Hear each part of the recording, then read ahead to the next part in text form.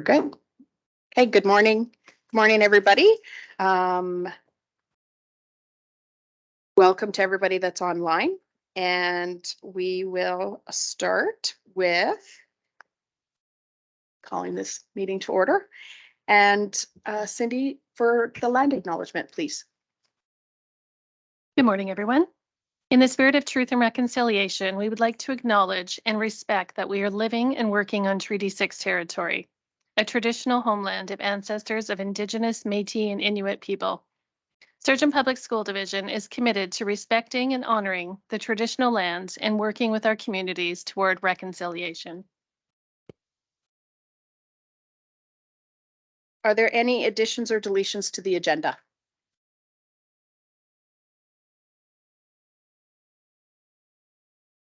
Okay, seeing no hands come up, can I get an approval for the agenda? Cindy? All in favor? Okay, carried. And no appointments. So we'll move on to 5.1, approval of the minutes of the regular meeting of January 25th, 2023. Can I get a motion? Stacy? All in favor? Carried. Hey, I believe we have a presentation.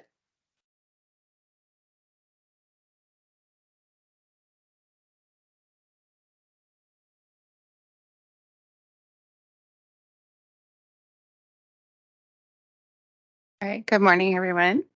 Thank you. I'm Shelley Greenwood, the Director of Learning Services. I'm Shannon Chabot, Coordinator of Student Services. Shay Penner, Coordinator of Learning Services. And Michelle Parker, Mental Health and Wellness Coordinator. We are excited to share with you the work that is our passion, and we pride ourselves in supporting all of the students, staff, stakeholders, and Sturgeon Public Schools through collaborative and creative approaches to teaching and learning. Next, please. Well, I didn't. Nope.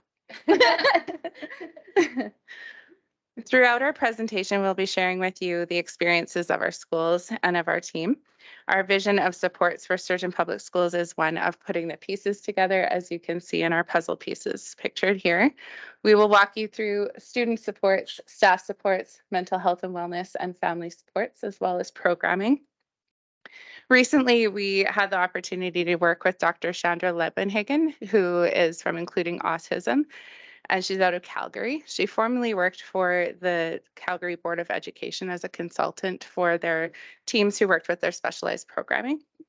She has spent time in a few of our schools with our school-based teams to support some of our most vulnerable kiddos. And during her time, she has recognized a unique strength within Sturgeon that's captured here in the quote. Sturgeon is very fortunate to have LSLs in each of their buildings. This is where change can happen.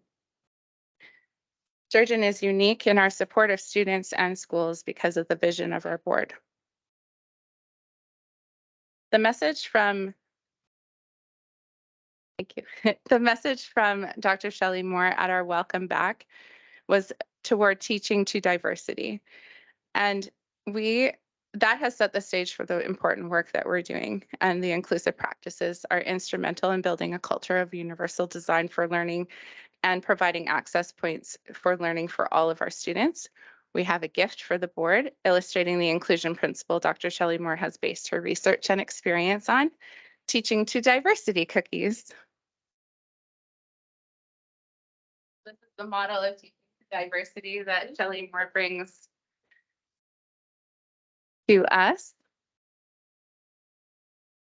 And one of the things at the welcome back that she wasn't able to really get to was she showed the models, different models of dots, and how she ended up at this model of teaching to diversity. So originally there was a lot of green dots and some colored dots outside. Then there were some green dots with some colored dots in the inside. Then there were some green dots with a few colored dots interspersed. And then somebody said, but that's not really what diversity is, because we're all very different and we all come in an inclusive setting. So that's where she came up with this very colorful example. We are also currently working with Dr. Shane Lynch, who has Positive Behavior Supports, Inc., to create a cohesive framework for Sturgeon's foundation for student supports. This has been a focal point for us in our professional development and division vision, which makes Sturgeon unique. Sturgeon Public Schools has benefited from a rich history of working with Dr. Ross Green with collaborative proactive solutions and positive behavior supports. Also, we worked with Dr. Bruce Perry with the neurosequential model of education. And we also had time with Derek Peterson, who supported us in learning more about webs of support.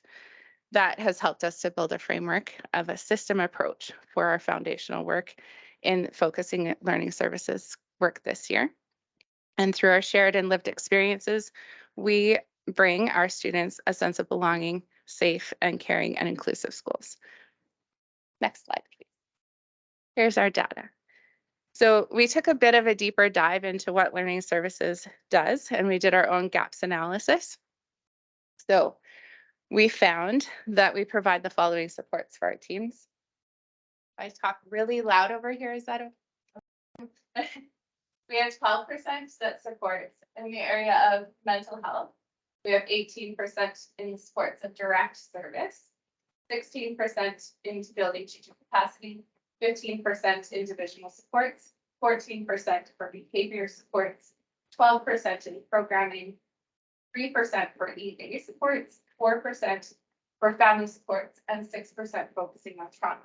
And then when we view that data from our lens of our puzzle pieces from the previous page, we see that we support staff 32% of our time, students 27%, families 13%, mental health 13%, and programming 15%. So one of the gaps that we saw most obviously is through our EA and family support. So we are working at building a, you'll hear a little bit later, ways to support our educational assistants and our families more. So to start us off, Shannon is going to talk about student supports. Thank you. All right, if you don't mind heading to the next slide. Thank you. So one of our most significant supports that we've put into schools this year has been our LSLs, and they have been absolutely paramount. I'm sure you've heard about them in some of the other school board presentations, but learning support leads, or better known as our LSLs, have been a key support this year. LSLs are responsible for ensuring students' IPPs, their individual program plans, and learning plans are completed. And you can see that fun little fact sheet that I sent your way earlier, that we currently have 1,296 students in our division on either an IPP or a learning plan. This is why the role of an LSL is absolutely critical in our schools. LSLs also work with our therapists and our contracted services to prioritize, coordinate, and arrange service in our schools. They help to support behavior plans, medical plans, and our safety plans. They also ensure students are accessing the appropriate accommodations and help to provide better supports within our building. They're the key component in really building capacity within our staff and taking a more of a response and our staff are more willing to take advice and support from a colleague in their building rather than a fly-in, fly-out support. The other major part of our team is our learning services themselves, and you can see it listed here. So this includes all of our therapists and our contracted services, and you can see by the extensive list that Sturgeon really does an amazing job at offering a plethora of services compared to many other school divisions, and we really do have a Cadillac service here in Sturgeon, I believe.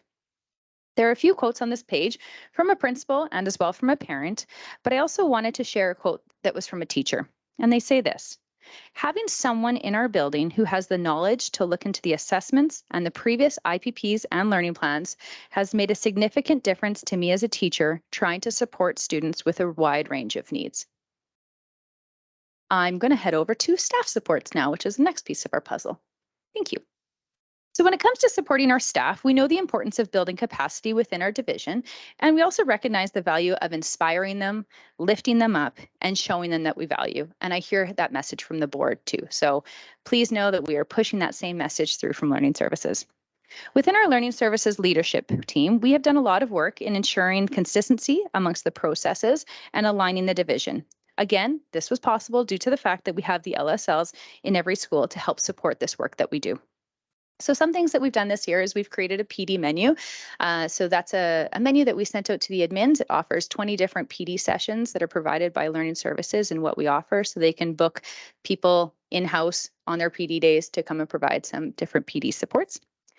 We have some cohorts that support our mental health and wellness coaches, our counselors, our strategies teachers, our therapists, and our specialized programming. Another piece that we've put together this year is our hub. It's a Google site. And so what it is, it's an online website that kind of hosts and holds all of our processes, all of our documentation, our referrals, our consents. It really is like a one-stop shop. You're not having to dig through the Google Drive to find everything. So that's been a really helpful support piece for our LSLs and our teachers in our buildings. So when we did our own learning services gaps analysis, as you can see from the pie chart that Shelley had talked about, we realized that our supports for EAs specifically could be increased. So we have a plan to provide them with an EA PD day, and it's designed to fit their needs in April, and also a kickoff day at the beginning of next year that we can just truly show them how much we value and appreciate all their hard work and their heart work that they do to support our students within the division. However, that being said, I do think that while our supports might be minimal in that area, one amazing support that we do have for our EAs this year is our EA coaches. And so we currently have 2 EA coaches in the division who are assigned to all of the different schools. And this support has been huge, not only for our new EAs, but for our veterans as well. Our EA coaches meet with every single new EA hire and go over the EA handbook to start and build a relationship with them and to let them know that they're there as a support person. They also go in to support EAs who are struggling to support some of our most tricky students, and they work elbow to elbow to model and provide tips and tricks so that not only the student can have more success, but the EA as well. These coaches have had a positive impact in our schools and with our students. And now we are going to look at our next piece of the puzzle, and that's programming. So here's Shay to talk about that.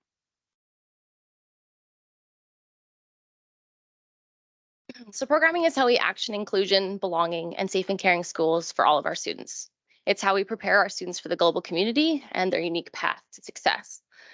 Shifting from programs to programming removes barriers, is inclusive, honors diversity, and addresses concerns of equity. As you can see in Sturgeon, we have several programming options.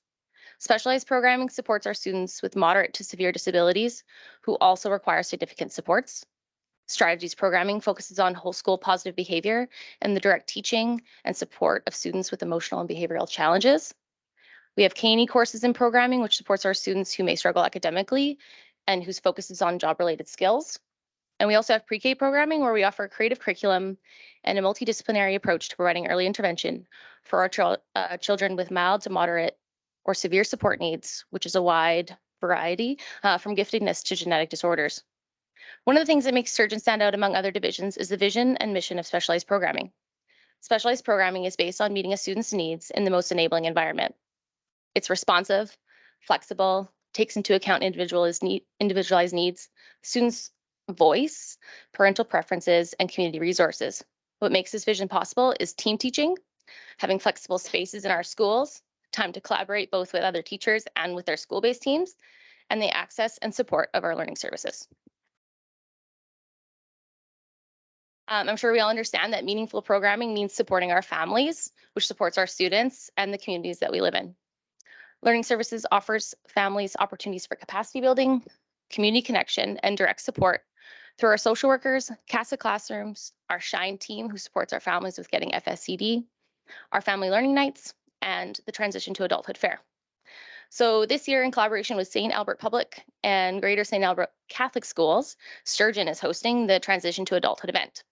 This event is for students grades 7 through 12 who have significant disabilities and will need support in their transition to adulthood. It's set up similar to a career fair. So there's several businesses, educational institutions, government agencies such as AISH, PDD, Office of the Guardianship, many others, and they all have booths set up that showcase their supports, services, or opportunities that they have to offer our students and our families. We also have some presentations and some panel discussions. So we're really excited to offer this opportunity to our families, but also to showcase Sturgeon and our students. It will be May 25th from 5 to 8 at Sturgeon Composite High School. And we're having a poster contest. So once that's complete, you guys can all expect a formal invitation. Now Michelle will share about mental health and wellness. Thank you. Good morning. With the Mental Health and Wellness Initiative, we have had increased support in our schools as far as the dedicated time for our counselors, and we have implemented mental health and wellness coaches in all of our schools. Both roles are important in their contributions to the whole school approach, which supports that positive mental health and is strength-based, which encompasses building resilience and enhancing social emotional learning. Our counselors and the coaches work jointly together to develop a counseling and wellness plan for their school, which focuses on the 6 dimensions of wellness that is listed there in the circle, with being social, emotional, spiritual, mental, physical, and environmental. They also use the pyramid of supports and interventions for specific programming that supports wellness within their buildings. So tier 3 in the triangle there would be primarily the counselors that support at that level, where they're highly individualized, and often, if not, they require referrals outside of the school to the community partners. The school counselors often play a key role in facilitating those referrals and building a team of support around the student in their schools. The tier 2 is also primarily the counselor's role in addition to the universal supports. Some students require more targeted supports in the school, and these supports could be offered by the counselor and may focus on personal, social, emotional, or career needs that students are needing at the time.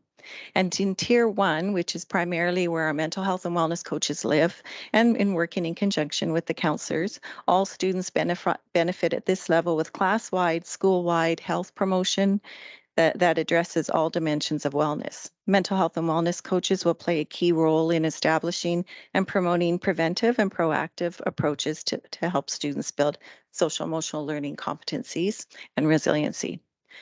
From this whole school student perspective, I guess I said that already, sorry, whole school, whole student perspective, we use the CASEL 5, which is the circle there with all of the different pieces to the framework that shows us what is meant by social emotional learning. So they define social emotional learning as a process through which children and adults understand and manage emotions, set and achieve positive goals, feel and show empathy for others, establish and maintain positive relationships, and make responsible decisions. Our Indigenous counselor works between 2 schools within our division, Four Winds and Camilla School, and is a fantastic resource and support for students and staff to share her knowledge and expertise to support the school communities. We also have the mental health capacity building through AHS within our division, and they are also working to promote positive mental health in children, youth, families, and communities by raising awareness, increasing knowledge, building those personal skills such as self-care and self-regulation techniques, and developing interpersonal skills, fostering those positive community norms through various presentations that they offer to classes, and often in the evening too through a program called Find Your Village. The Safe Contact leads are in every school as well. And their goals as a cohort are to build capacity and competency around identifying and building community supports in supporting gender diverse and sexual minority youth coming out, community support for families, and community support for transitioning. Thank you. And I'll pass it back to Shelley. New to Sturgeon. I'm going to speak about the Mental Health in Schools initiative first. So recently, Education Services applied for a grant for the Mental Health in Schools initiative. The grant we received was in the amount of $617,000, which afforded us the ability to hire 4 full-time mental health leaders in our schools. And they mirror the work of the Mental Health Capacity Building Project through AHS, which is the Redwater HYPE. This work is being done in the town of Gibbons and the town of Bonaccord. And it's important to distinguish, excuse me, between the 2 groups, the HYPE group and the Mental Health in Schools initiative, because the Mental Health in Schools initiative is a government source of funding for the remainder of this school year and for next school year. And throughout that time, we will be reporting back to the government to get installments of those funds along the way based on the work that we've done. The Mental Health Capacity Building Project is no longer grant funded, and it's actually funded through AHS as a project. And we get every 18 months or so, we apply for an extension of that, but they are 2 separately funded groups, but they are going to work in concert with each other. So it might be challenging to know the difference between the 2. It'll be important to know those funding model differences just because one may end and one may not. And then we have to know, which one is still going to continue to support Sturgeon in the incredible work that they do. Because the Mental Health in Schools initiative is coming into Gibbons and Bon Accord, the Redwater Hype is looking at extending into further communities. So new communities will be joining that support network as well, coming very soon. We haven't decided exactly who that will be, as we just actually hired, our new mental health leaders just started last week. So we're getting them up and running and knowing what they're supposed to be doing with their work. And then we'll be looking at expanding that. The CASA classrooms are nearing their beginning as well. Early next week, we should have students with bums in seats in classrooms. This is a collaborative effort between the government, mental health, and the education ministries to support students in developing and navigating their mental health in the areas of anxiety, depression, and other concerns that are facing our kiddos in grade 4 through 12. We're hopeful that our first cohort of students at Gibbons School and Sturgeon Comp High School will help us navigate this new partnership. So far, we've submitted 17 referrals to date for the 2 classrooms, and we look forward to gaining perspective and expertise from the mental health side to support through CASA, who will be supporting these classrooms.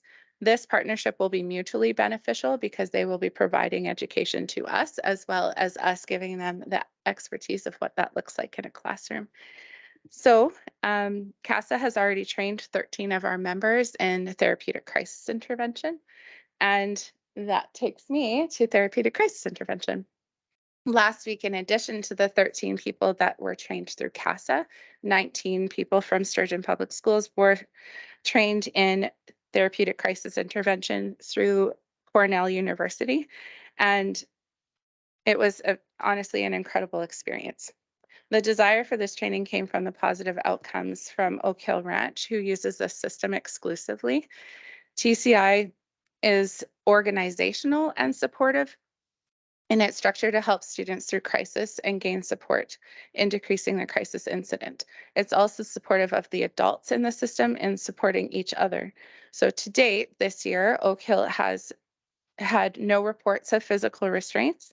And in the month of January, for the first time ever, they've had no CIRs, which are critical incident reports, which is pretty incredible. And that just goes to show the value of what therapeutic crisis intervention is doing for some of our kiddos who are in their most vulnerable experiences at school. Looking back at our cohesive model for Sturgeon Public Schools, TCI supports that systems framework for the organization to support our staff and our students to diminish these incidents that can cause the most disruption to our students' sense of belonging, safety, and caring in the environment of our schools. Moving forward, the framework will take resources of time and financial investment to see these goals come to fruition. And we're looking forward to building an organizational framework that supports the culture of belonging in safe and caring and inclusive schools. A quote from one of the people that was at the training is, "I'm thrilled that Sturgeon Public Schools is moving towards the TCI model. What I like most is the emphasis on the recovery phase for students and adults alike. Had this program been around in 2018, I know in my soul that the scariest and most traumatizing day of my career would not have unfolded as it did, and I would not have spent the past 5 years working through and recovering from it. TCI's proactive approach provides a roadmap for behavior prevention, de-escalation, management, and recovery for everyone in everything it does."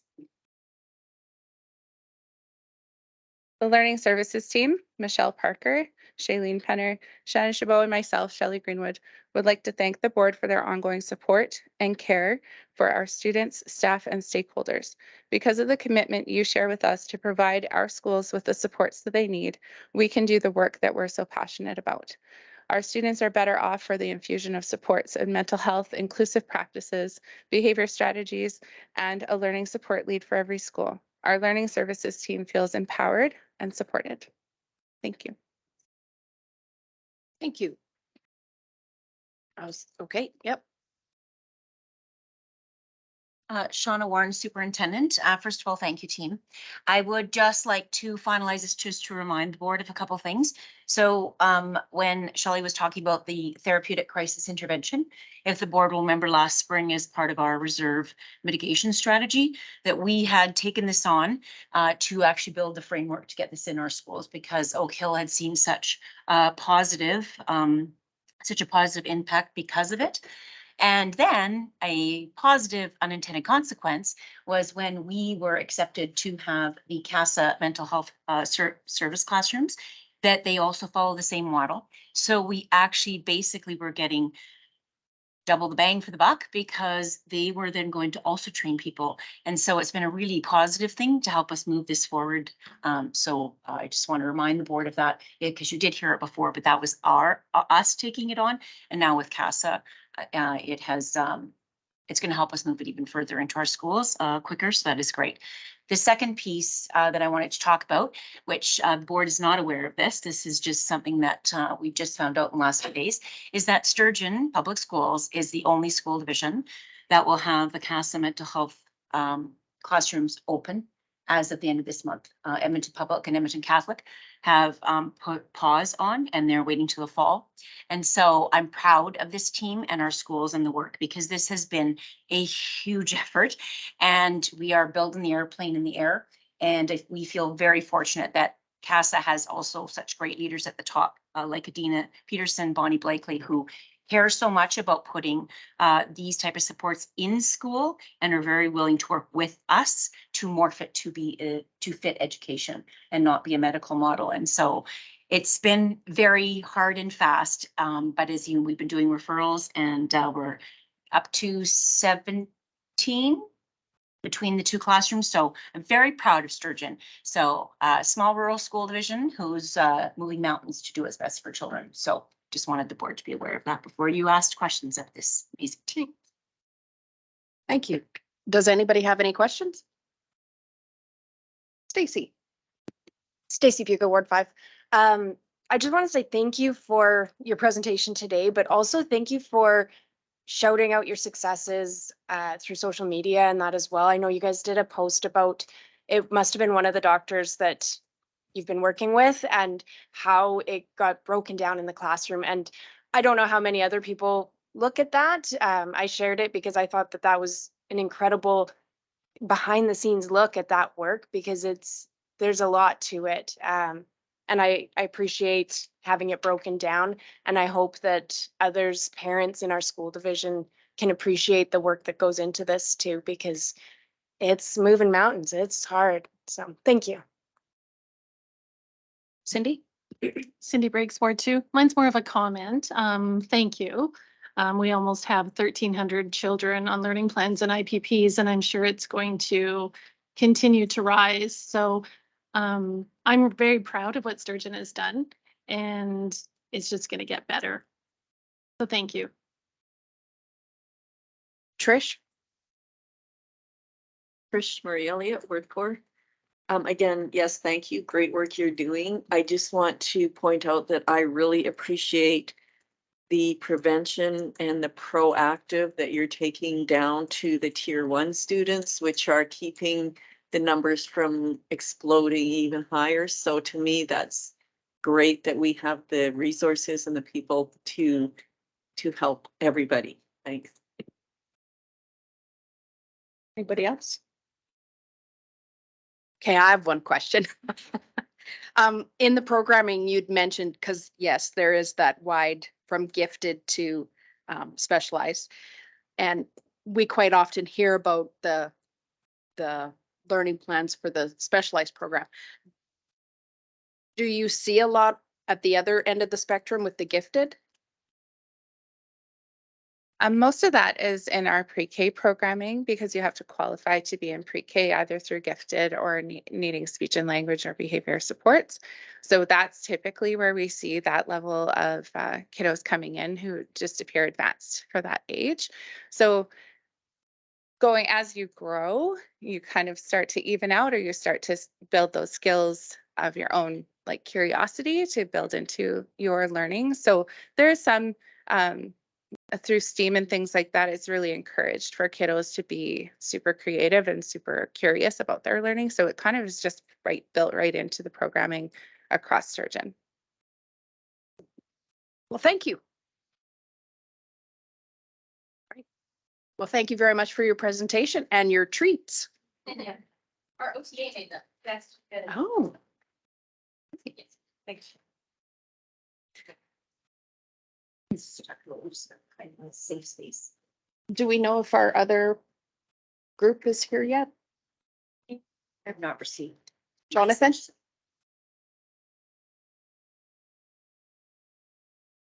Hi, John, Deputy Superintendent. Just to remind the board, we've asked all student presentations to happen between 10 and 10:30. And so I'd asked yourself to just let us know when you're ready sometime after 10, and then we'll organize the students then. Okay, thank you. We will carry on and then come back to that. So 7.1, digital citizenship presentations. Jonathan. Thank you. John Conrad, Deputy Superintendent here. For your information is a report on the presentations that our schools have organized, or there's some comments of will organize or are organizing that address media literacy and digital citizenship with students and with parents. The focus of the ask for principals, and you'll get that as you read through this, was on presentations. But I was thankful that many of the principals gave back information of for the board to see some of the lessons that I know that we are all doing. It's actually part of our curriculum, and it is something that we're doing within our school. So also added for your information was some of that, but I just want you to understand when I went to principals and said, share with me, really my ask was about presentations, and that's why the focus of it reads that way. Administration is prepared to take questions. Stacy? Stacy Buga, Ward 5. Thank you for gathering this information. It's good to know that all of our schools are making steps, and they're all fairly similar, the way that the information's getting out. I just wanted to note that at Four Winds Science Fair, one of the projects there was Is It Real? And it was a media bias, media confirmation or bias confirmation kind of experiment. And so I thought that was interesting that the kids are learning and wanting to look further into it and inquire into media bias and all that. So it is getting across to our kids in a pretty meaningful way, I think. Okay, thank you. 7.2, off-campus and dual credit update. Jonathan. Thank you, John, Deputy Superintendent. Also provided for information is a report focused more on understanding the programs that we have with other post-secondary institutions for dual credit and some of the improvements and additional RAP students that we're signing up in our communities. This is not the summarization report that the board receives at the end of the year, which will let you know how many credits and how many students and that kind of thing that are involved in work experience, RAP, green certificate, dual credit. This was a mid-year report focused, actually it might be kind of hidden in the report. It's kind of midway or near the second page, or started with our new work with NAIT, because that actually is new to the province and something that I hope we are celebrating.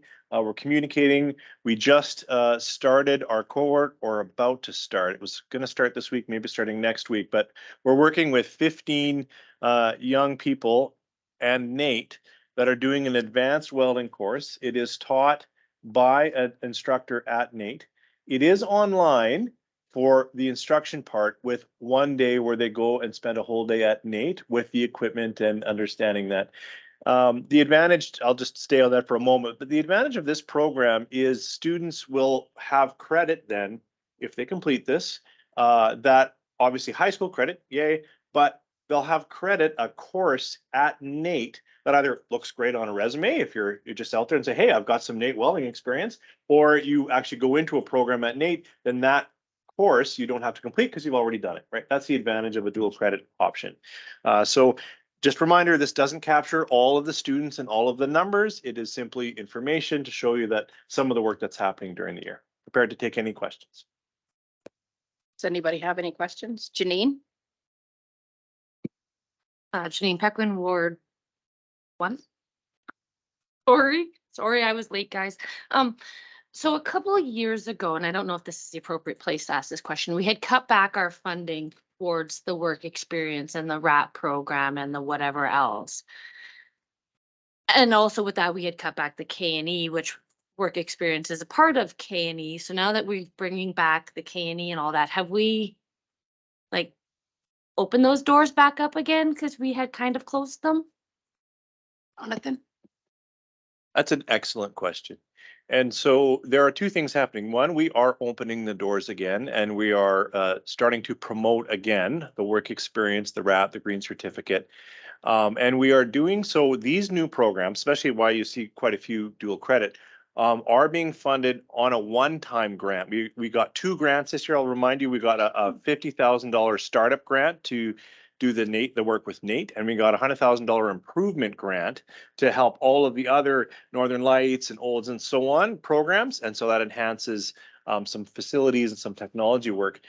And right now, we're allowed to use some of those one-time grants to also pay the tuition, because this is the challenge with these programs, which is why we pulled back some of the support. We used to get funding on CEUs, right? If a child completes this CEU, we would get money. And so we were able to give a portion of that to Olds or a portion of that to Northern Lights to pay their instructor. So even if it was net zero, it was okay, we could do it. But then we no longer get CEU credits. If our kids go through high school, do none of this stuff, we get funded a certain way. They do all of this stuff, we don't get any additional funding. And that is something that we're lobbying with the government to better understand. And they want to get something going. At least that's how we're talking, because they're saying we want more trades, we want more careers, and they know this is critical, but the funding model doesn't reflect it. Now, we're able to do it because we have been fortunate with those 2 grants this year, and we're allowed to use that. So we'll keep promoting it that way, and then we'll look at other creative ways to fund it, because we've heard from the board, we've heard from our students and communities. This is very important programming to offer in our schools. So we're promoting it. We'll figure out how to fund it later.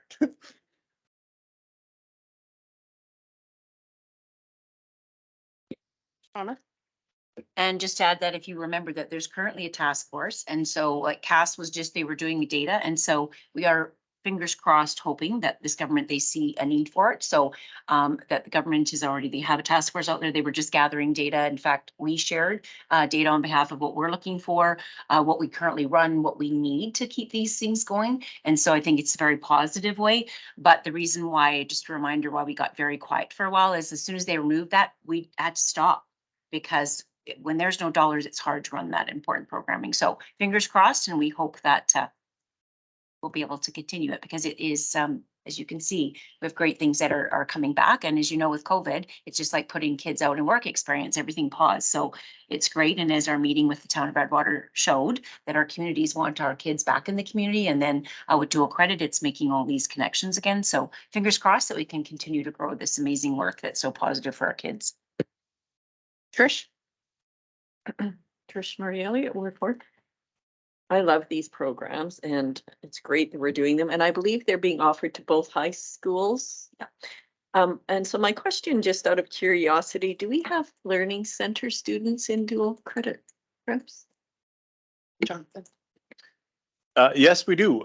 We have learning center students, and we have students at Redwater and Composite High School. In fact, this welding that I'm talking, there's far more on here than just welding, but I'll just mention, was certainly promoted specifically to Redwater and to all our high schools. But I'm highlighting Redwater and the learning centers because the comp already has quite a large welding program. There's a lot of synergy there. It's still Advantage, and we have students at the comp, but we wanted Redwater and Learning Center students to know, because it's online and then a day at NATE, that they could be full participants in that. There was nothing that would prevent them from joining. Yeah. Cindy? How are we getting this out and shouting from the rooftops that we're back? Like, how are we getting this information out to more communities? Are we putting it in the town newsletters across the division? Like, how are we shouting this out? Jonathan? I don't want to say we did it in the newsletters without confirming that, but we definitely have done significant social media campaigns. And we are also asking that our open house nights, when we bring in parents and new students, that we have visual presence, signage presence. Here's a booth. This is what dual credit looks like. This is what RAPS looks like. And so I know that we are promoting this. When we went live with the sign up for 15 kids across the 3 schools, we had more than enough kids within a couple of days. And that was all through social media that students and families are finding out about it. But we'll certainly consider some print activities as well.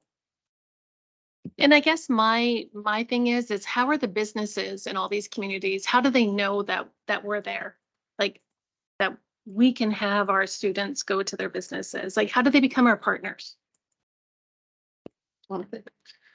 Yeah, we definitely have a person who goes and visits businesses and lets them know, but we are getting better at just approaching, in our stakeholder meetings, when we got together with counselors and whatnot, we've said, hey, we're here, we want to partner with businesses. So we'll consider to look at better ways to talk to a Chamber of Commerce and make sure that local businesses know that. We are certainly present in these communities. As you can see, we've got a couple of businesses even quoted here that are new this year to us. So I know word is getting out, but we'll take it under advisement, better ways to communicate that.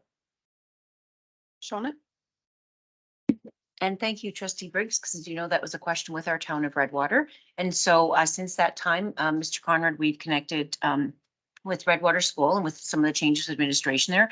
And with the 2 VPs, we've actually tasked to say, so these are the expectations moving out because we need to rebuild those relationships, particularly in the town of Redwater. And so the next morning, we made sure that we were on that. And when I talked to Mr. Conrad, they were already on it. They had already done that. So I just wanted to call up with the board that we are making sure that with our new CAO and mayor in the town of Redwater, who are so keen, we are ensuring that we are getting those relationships built very quickly and fostering them for our students. Trish? And maybe just a suggestion, now that we're attending more of the Chamber of Commerce in different areas, that even the trustees can, when they're hobnobbing with some of the local businessmen, it would be a good time to remind everybody of our great resources of students that they could take advantage of.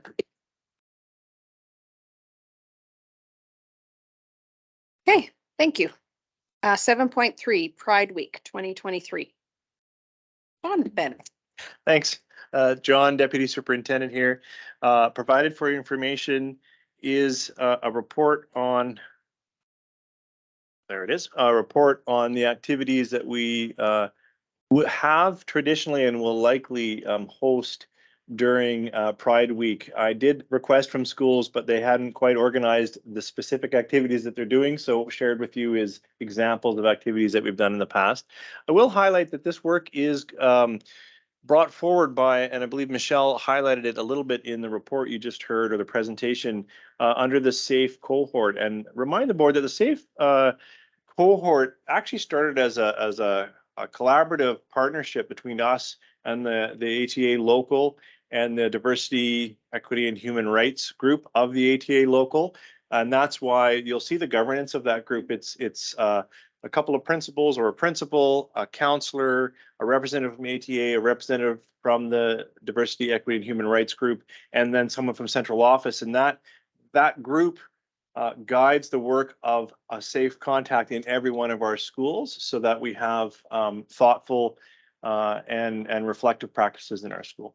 I'm prepared to take questions about the information provided. Stacy. Stacy Buca, Ward 5. I guess not a question about the information provided, but are we as trustees planning to repaint our sidewalk now that we have a new sidewalk? And I would like to, I don't know, maybe get a price on that. I don't know if it's a cost factor on paint, but I would love to see our rainbow go back up, and I think each trustee could take a color and throw that back on there. Jonathan. Thank you. Administration is prepared to come back and present the board with information on cost and options for doing that. Anything else? Okay. 7.4, communication report. Jonathan. Hi, John Conrad, Deputy Superintendent. Provided for your information is a snapshot of some of the communication work that has happened in the last month. As I look through it with you, you can see that the newsletter, I should always highlight that for some time. It's new this year, and just remind the board and anyone online, if you haven't, I know everyone here has, but if you're online or watching the replay here, please do subscribe to the newsletter. I think it is an excellent way to, I know parents and whatnot subscribe to their own school's newsletter, which they should. It's fantastic. That's the information where your child is. But this is another way to sort of see activities and events around the division. So I just encourage anyone to do that. You can see some of the work that we are doing this month. If you haven't heard it, schools are asking parents to confirm that next year you're coming back. It's a registration blitz, and it's a very important, it is a good time to celebrate our schools and what we're doing, and get a great idea of who's coming back so that we can properly plan for our schools. That's why we do it. And it seems so early every year, but it is the time that all divisions are going to communities and saying, hey, come and be a part of our school. So it is a good time for us to be shouting our celebrations, but that registration blitz is going on right now. We're also doing our open houses, our young kindergarten and preschool open houses. Again, to just let families know the services that we provide and how great our schools are. You can see for your information here a little more on some of the dual credit things. We already talked about that. And you can also see some of the times that we've been in the news, which looks like a little less this month. So hopefully we'll have a few more articles next month. In fact, I did see one very recently in the Gazette that was about the, I want to say Bonhomme Day, but that's not, is that the name of the day that celebrates French Canadian culture? That was a nice spread. Thank you. Admin is prepared to take questions about the communication report. Stacy. Me again, Stacy Bugo, Ward 5. I have signed up for the newsletter, and even trying to open this link was not letting me see the newsletter. So I was going to just try to sign up again and see what happens, but it has not been coming to me. So I don't know if anybody else have you guys received it? I was Yes? gonna ask. No, okay. When does it come out? Yeah, it's asking me to log in, but I had registered previously as well, and it hasn't come to my inbox. Jonathan, Check your. junk, check the junk. Okay. Jonathan. Thank you for bringing that to my attention. I have tested the link in the past. It was working. Clear, it's now coming to a login, which it should not do. So administration will take this notice away and work to improve this. The first edition I know did go to our junk mail. It went to my junk mail as well. But the second edition for me did come through. So I'll have to look at why the email out didn't work, and the link should also work. So apologies for that, and we'll fix that up.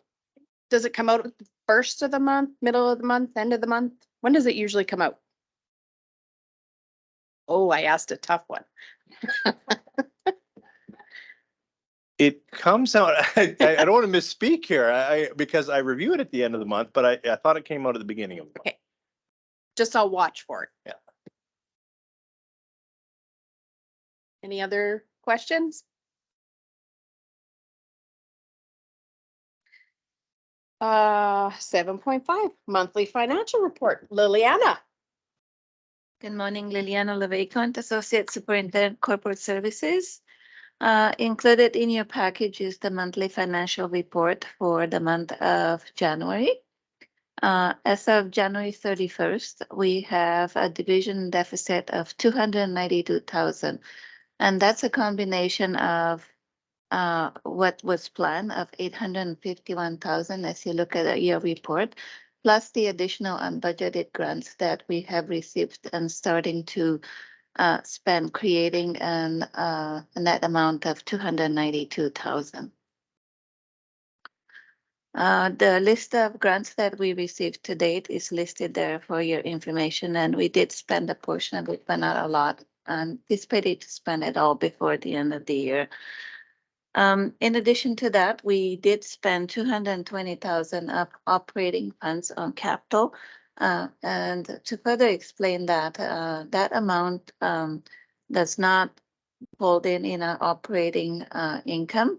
However, it does offset our unrestricted surplus. So the two lines offset against the bottom line in the unrestricted surplus. We also have higher than budgeted interest revenue in our deposit accounts. So that actually directs administration to allocate some of the expenses against this funding line directly.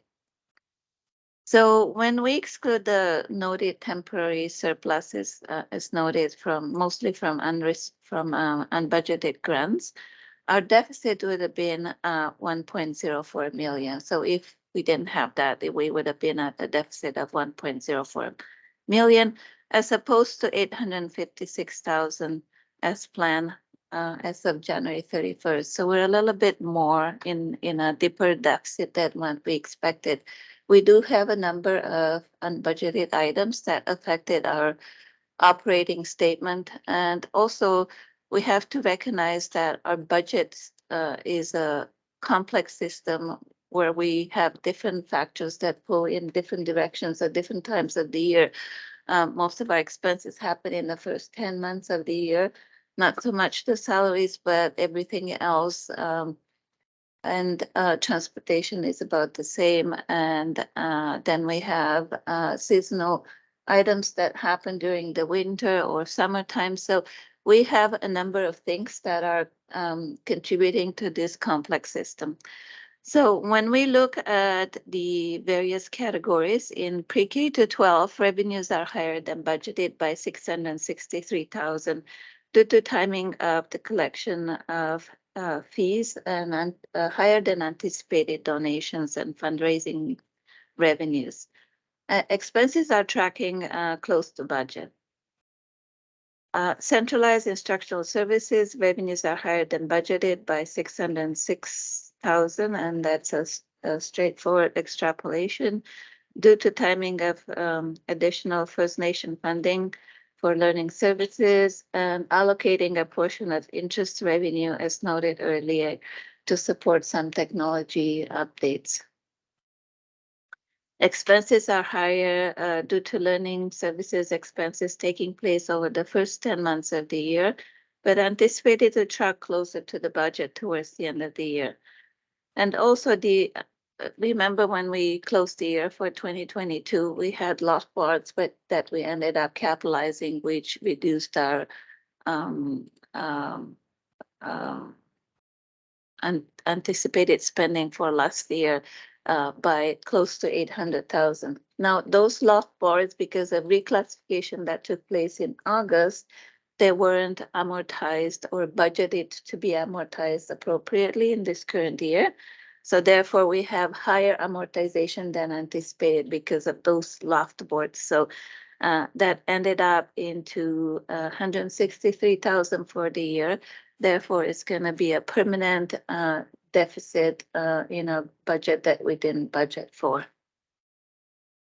Under operations and maintenance, revenue includes additional unbudgeted upper education funding of 85,000 to cover the rent for Legal Public School. This amount is offset by a loss on disposal of obsolete surveillance equipment. And the total loss for that we just written off was 255,000. That again, it's going to create a permanent deficit towards our bottom line that we didn't budget for.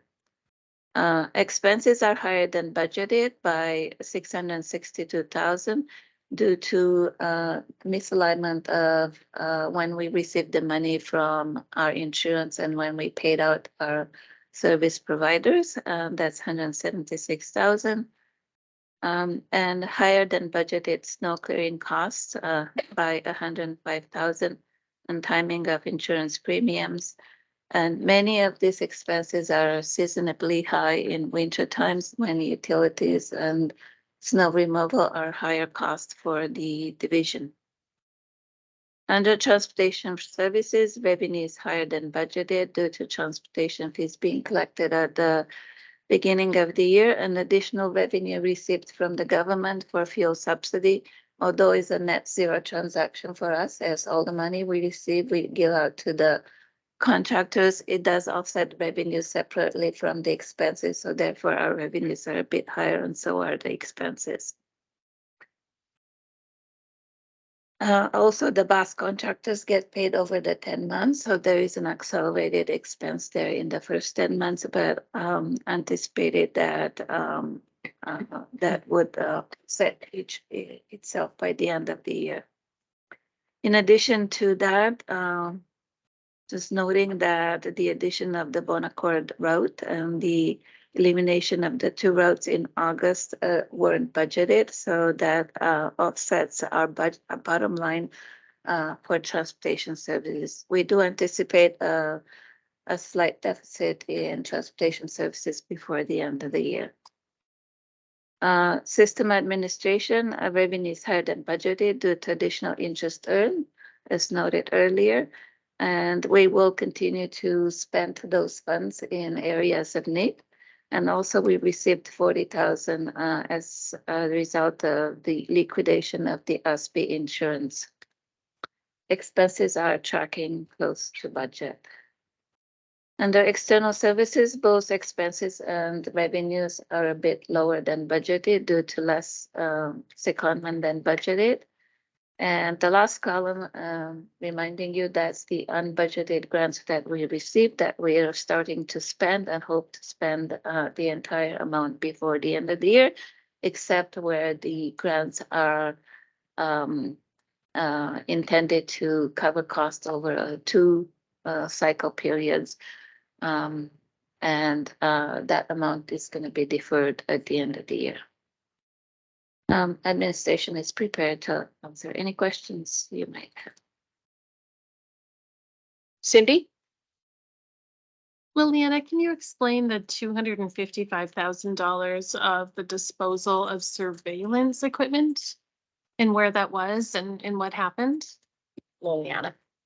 So this equipment was on our books for a number of years before my time. And when the year-end audit took place and we tracked all our assets, what we have on hand, we came across the system surveillance equipment. And because it's not in use, it was decommissioned and replaced with different equipment, although it did have some life in it, it became obsolete, and the auditors recommended us to write it off. Thank you. Any other questions? Trish? Trish Marie Elliott, Ward 4. I'm curious about in the pre-K to 12, higher than anticipated donations. Are these private donations? Where do they come from and how is money allocated? Liliana. So donations come from all resources. I will have to prepare a report to break down the nature where they're coming from. They're usually specified for specific use. As COVID is now not as constraining our activities, we are able to fundraise more funds and obtain more donations through interactions. Any other questions? Okay. Moving right along. The monthly IT report. Jonathan. Thank you, John. Conrad, Deputy Superintendent, provided for your information is a report on information technologies, formatted a little bit differently as our new director, Robert, was trying to take the data and the feedback of what schools weren't there in the print report that we were working with last time. The way it's organized is to show you two critical, well, the uptime is our critical backbone. That's the 3 pieces that really have to run all the time, or it's tough to do the work we do in schools. And then the 2 hardware platforms, either Windows laptops, which are in front of our teaching staff and office staff, or the Chromebook, which is really the device of choice for students. There's some variation, but these are the large number ones. And you can see that we have recently been purchasing quite a few Chromebooks, because if you look at this year, we're scheduled to evergreen 161. So you'd have to go back about four or 5 years. That's kind of the window we last for Chromebooks. That's about how many we would have bought that year. But if you go forward, you can see that we're going to be evergreening quite a few Chromebooks that 4 or 5 years out, because we are putting significant new devices in front of students even within this year. And then that's why you'll see that bump in 2026. The one that's a little bit, I like the printer fleet. I also like the CO2 and the trees consumed. But Four Winds, just a note, is actually still working with our previous, they have a different contract for their copiers, which is why they're not captured, because this only captures everyone else who's with Konica Minolta. Prepared to take any questions, and if I may, beg your indulgence and forgiveness. I did check with our manager of communications, and she said, when you review it, John, that's when it goes out. It does go out at the end of the month, not the beginning. So my apologies. I'm prepared to take any questions on the IT report. Cindy. I love the new layout. I like how it's graphed from the most to the least. Can we get some information on Four Winds, because they are a large population in our school, and I would like to see how much paper they're going through.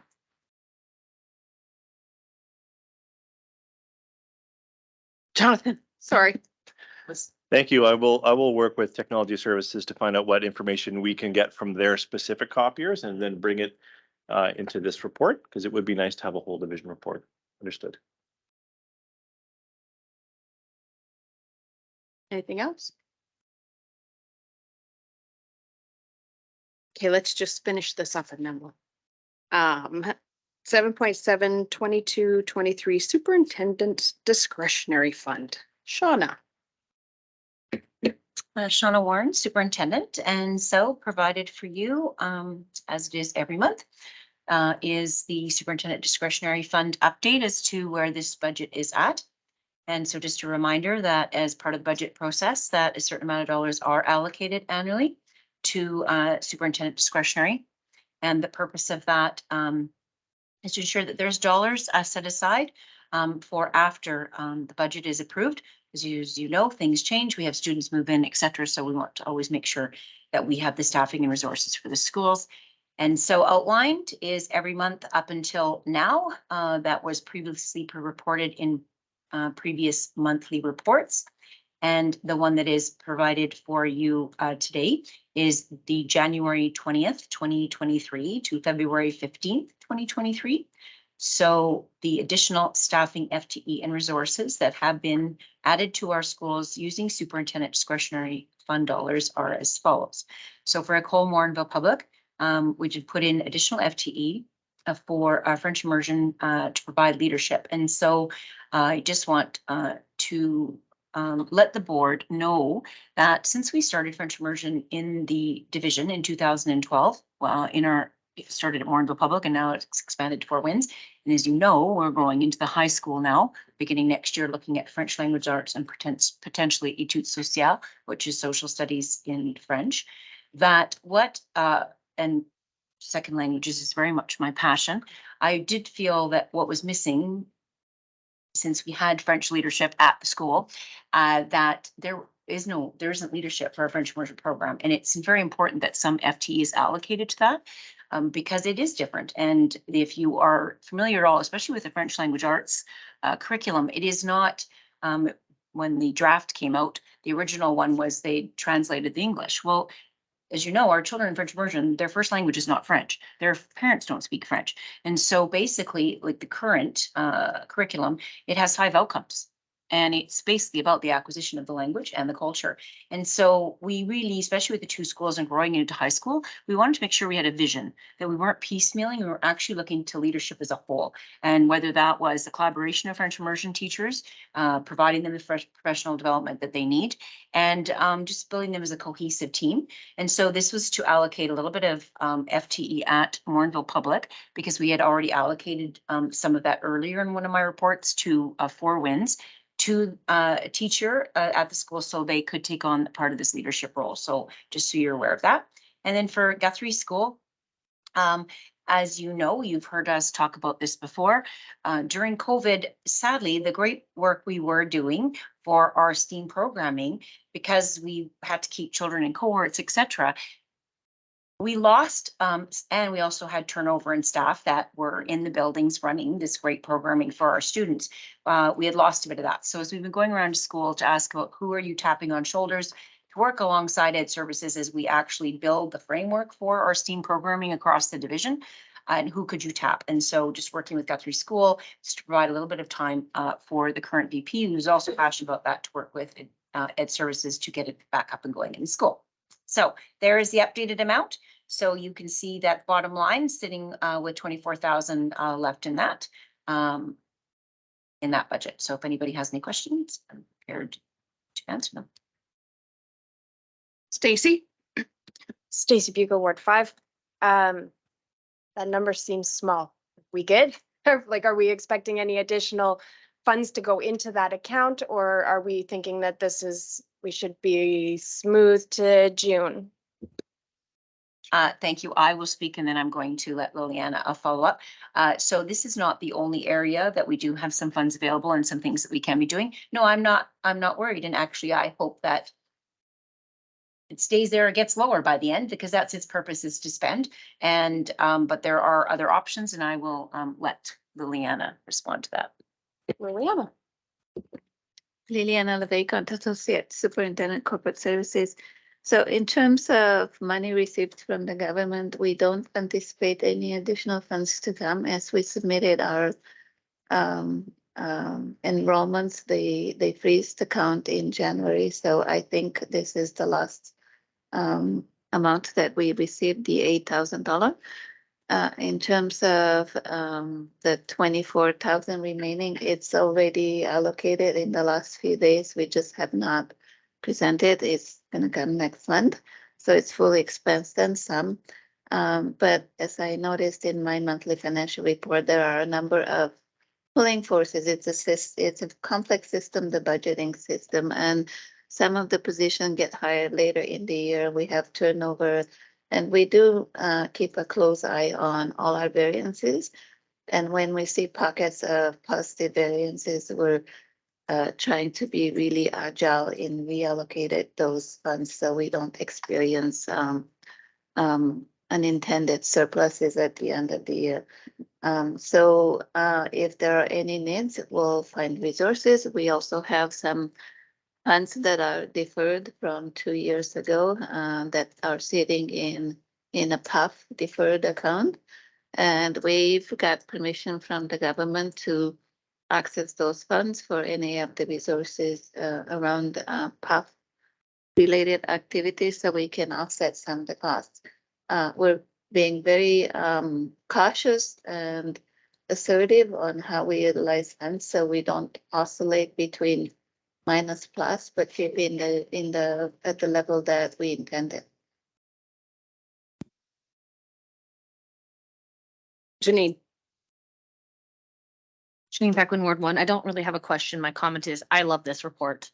I appreciate the transparency. I appreciate the breakdown. I look forward to this one every month. So as a whole, as a change, I love this report. Thank you. Cindy? I just want to say thank you to Shauna because I appreciated her comment. This money was meant to be spent on our staff and our students. So when the number's dwindling down, getting to where it's supposed to be, that means that we did put the resources back in our schools. Any other questions? Have we heard of our? She messaged me, I believe. Oh, no, waiting, part of the group has arrived, but waiting for 2 more, so still need to wait. Okay. We are gonna just keep moving on. Reports. 8.1. Chair's report. Well, I'm just the acting chair. So I don't know what Joe's report is. My trustee report has been submitted. The only thing I wanted just to highlight, because it's your typical what we've done in the month. What came out of my parent council meeting at Gibbon School was they are working with the Neil Squire Society. And it's a nonprofit organization and it connects with the STEAM. And they have engineers from this group that are going to come and work with the students for a couple days on how they can modify toys or modify anything that is a request. So basically there's this people, I'm assuming, put in the request and it's like a bank and then you can pull out a request and make it. So how they got onto this was because one of the teachers has a child that needed modifications for a toy that she received while she was in hospital, and her request was filled. So the modification was done by a STEAM student at Elmwood School. And so they just dug a little deeper into this and they got a $5,000 grant on being able to get their students to create these things. So it's they're learning and they're giving back. So I'm sure admin knows way more than I do and could probably even do that better. But I was just really excited that they just jumped on board with this. So yeah, that's my report. We are going to start on this side of the table. Janine. Janine Peckman, Ward 1. So yeah, along with all the regular meetings, my few highlights are the town of Redwater meeting, because that's my town, and it was, I feel like, super productive, super relationship building. It was great.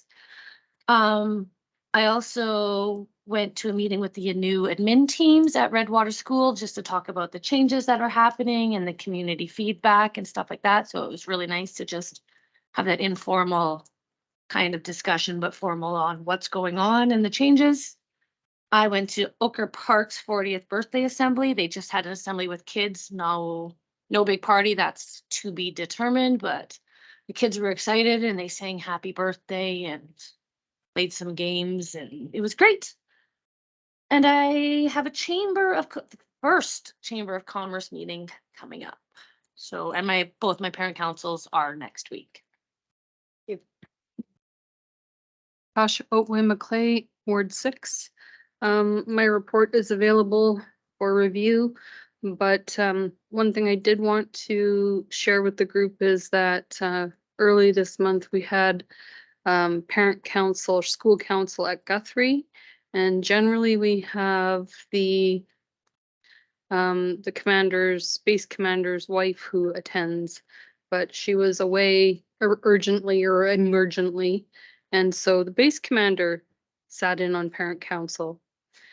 And it was incredibly enlightening, I think, for him, because as the base commander, you almost never get so, I don't want to say so low as to attend the school councils, but his son goes there, so he was really interested in how things operate and, you know, what's going on. Unfortunately, just before the meeting, there had been a series of bad news events at Guthrie and in the community there. So I took the opportunity to reinforce the importance of relationships between the base and the school division and the school, because we need to continue to build and maintain the relationship that exists there.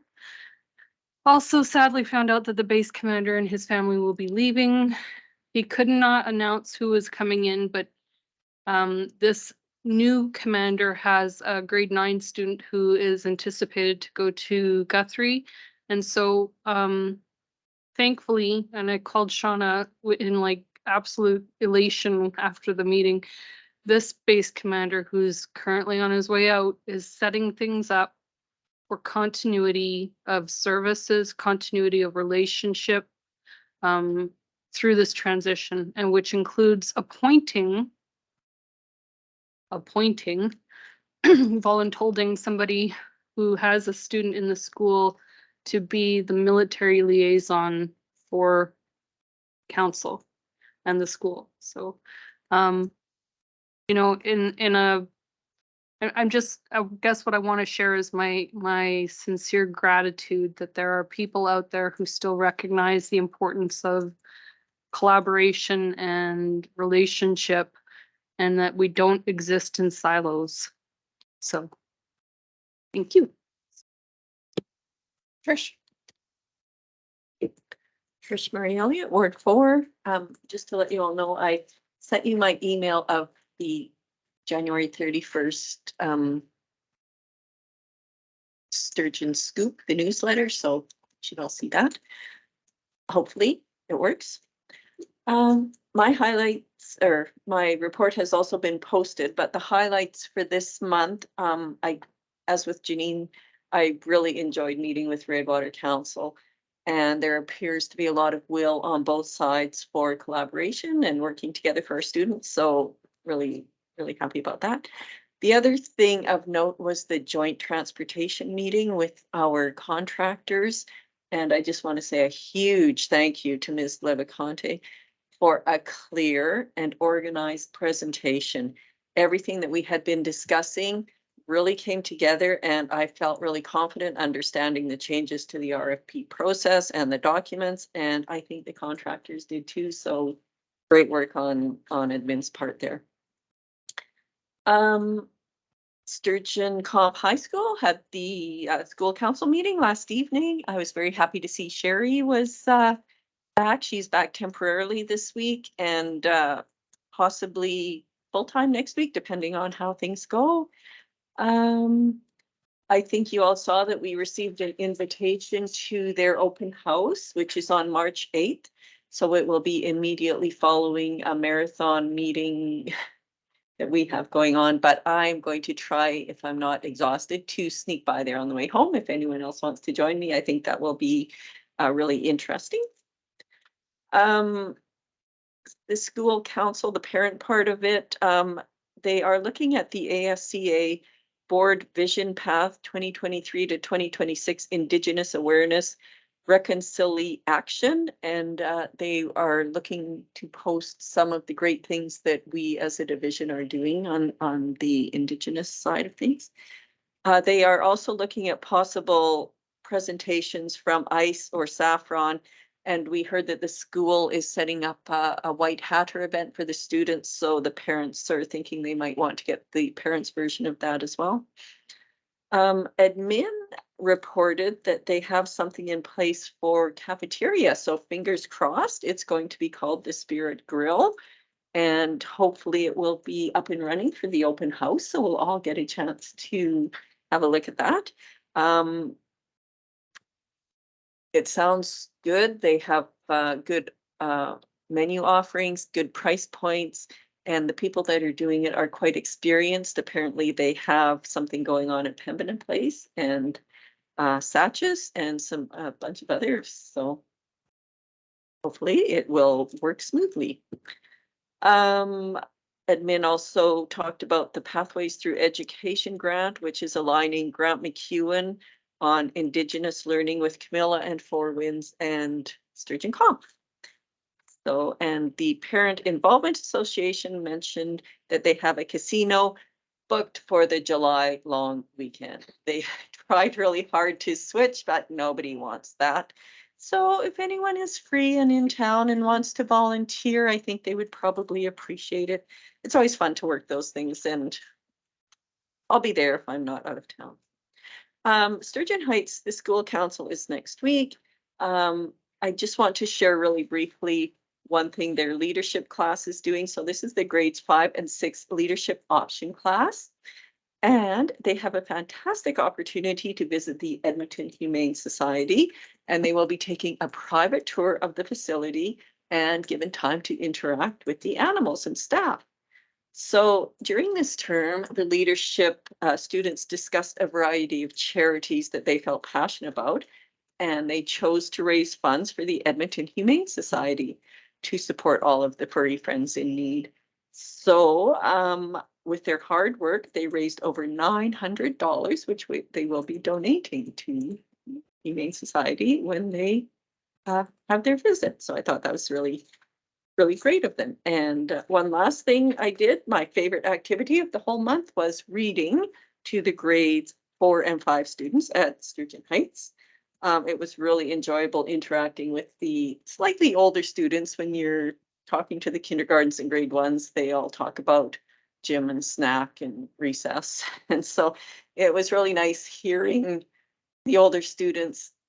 It gives me great faith that maybe the world isn't quite falling apart. So anyway, they were all really positive about the school and about how nice their teachers are and their fellow students. So really enjoyed that. And that's everything. Stacy? Stacy Buke, Ward 5. I started the month with the First Nations Educators Conference. I attended virtually. They had a really good setup for a combination of, watching the live keynotes and then having a variety of sessions available. Some really important discussions were had and some topics covered. I look forward to discussing it with the board.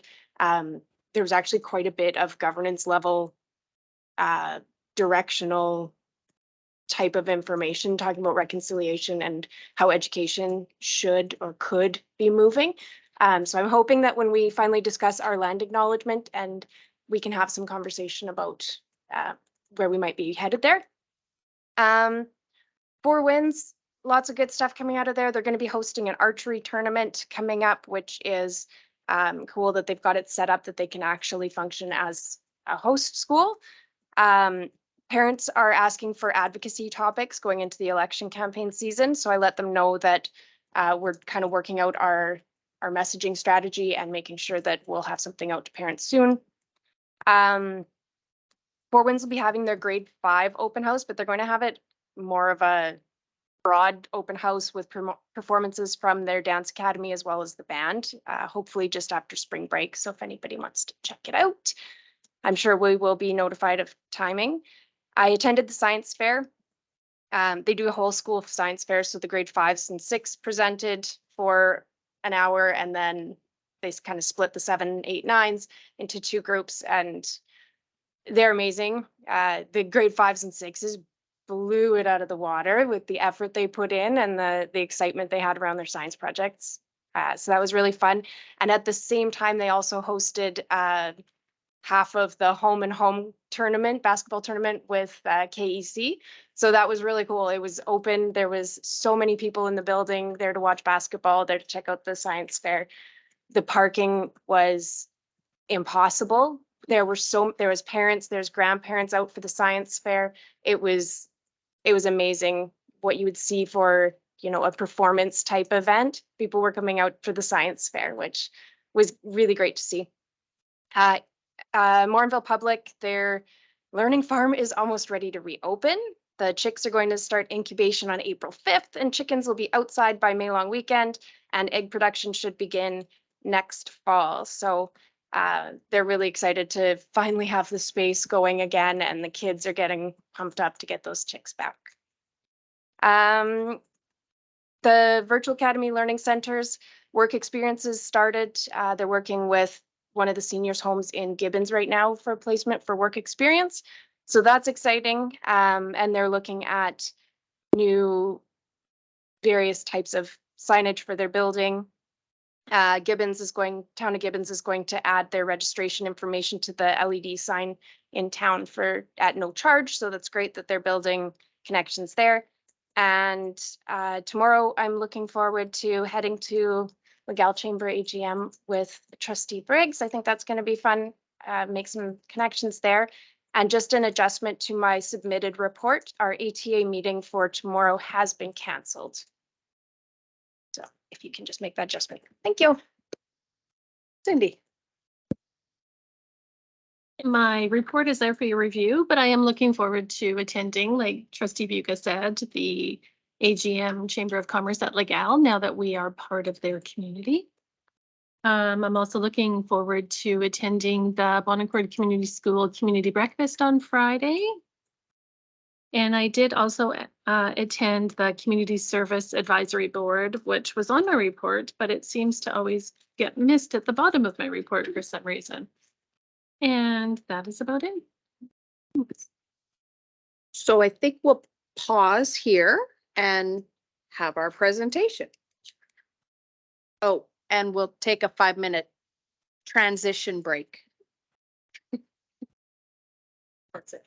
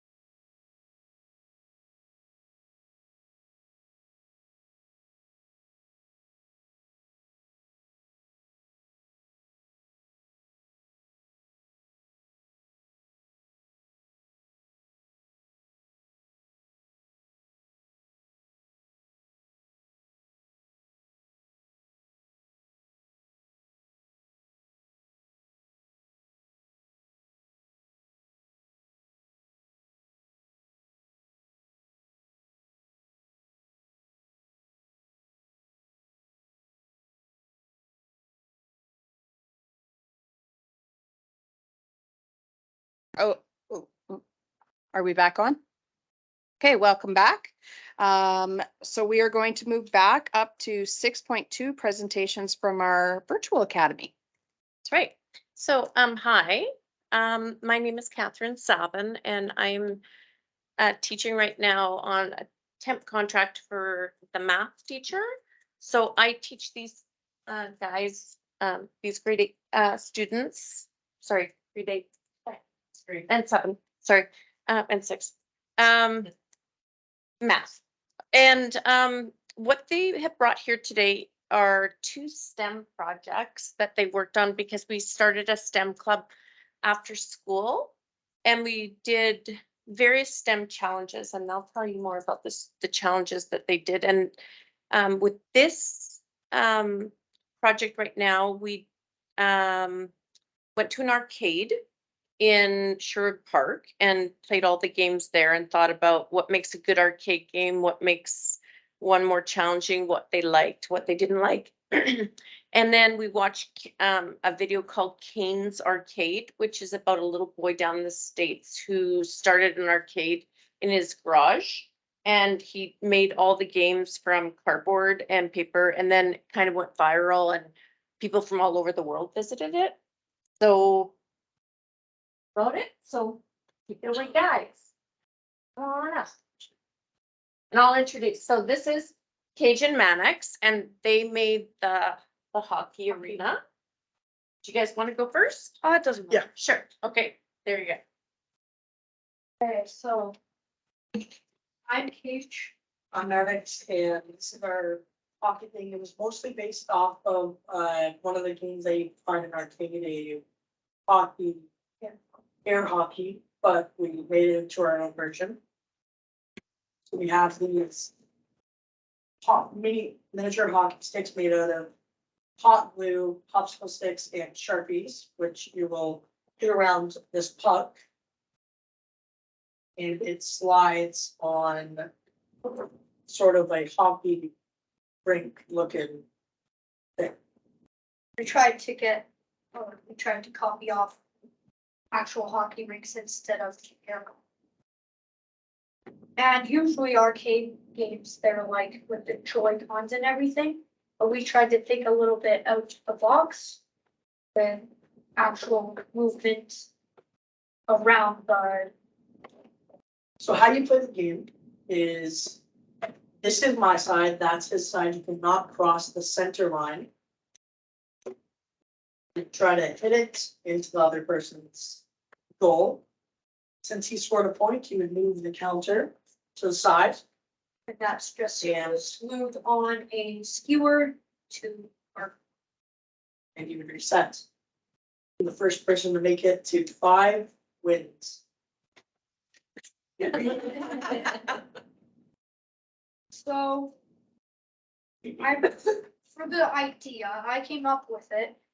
I really couldn't think of anything else than, or I was thinking of the regular arcade machines until this popped up in my head. And it's just, I feel like it's way out of the box and just really different.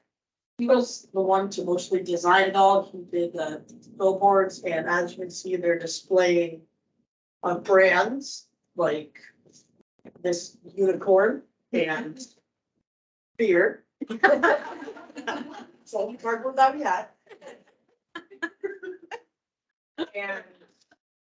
And he mostly designed all this stuff, and I came in and painted it all. I was doing my own project. It was kind of it was turning out really bad. So I decided to join forces with my brother, and I did all the painting, did all the craftsmanship of it, and we made it. So how I started this is I started with that big oval around, and if you flip it upside down, after you take off all that, flip it upside down, you can see that there's supports on the sides or corners and one in the middle. So that's what makes it mostly flat. And then these just come down to the floor to hide that. Then I have 2 on the goalie sides. So these stay up too. That would just be floating. Then, another little detail I put is that this is like, I don't know how big, but it just barely fits through the nets, so it's a lot harder to score. Same as this one. Side just barely goes in, so you can barely score, so it just makes it a little bit harder. One of the hardest things designing this was the bottom. The supports were super hard to get right. It needs to be flat on top so the puck slides evenly, and it needs to be sturdy for kids to, hit it with the hockey sticks. And we also had a hard time with the design on the front because it's just really hard to get that design without a trace or anything. I did not do a very good circle. It's a little off to the left. I think it looks great. And yeah, that's mostly it. So what we put into our arcade machine. Does anybody want to try it? Oh, you're trying it? Sure. Okay. Yes, sir. It's the Bonnecourt trustee with the Bonnecourt voice. Yeah. Okay, you want to face off or do I sound red? Yeah, you have it.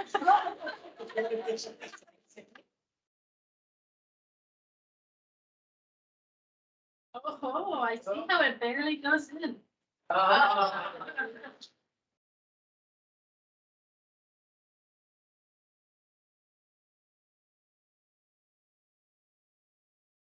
It's.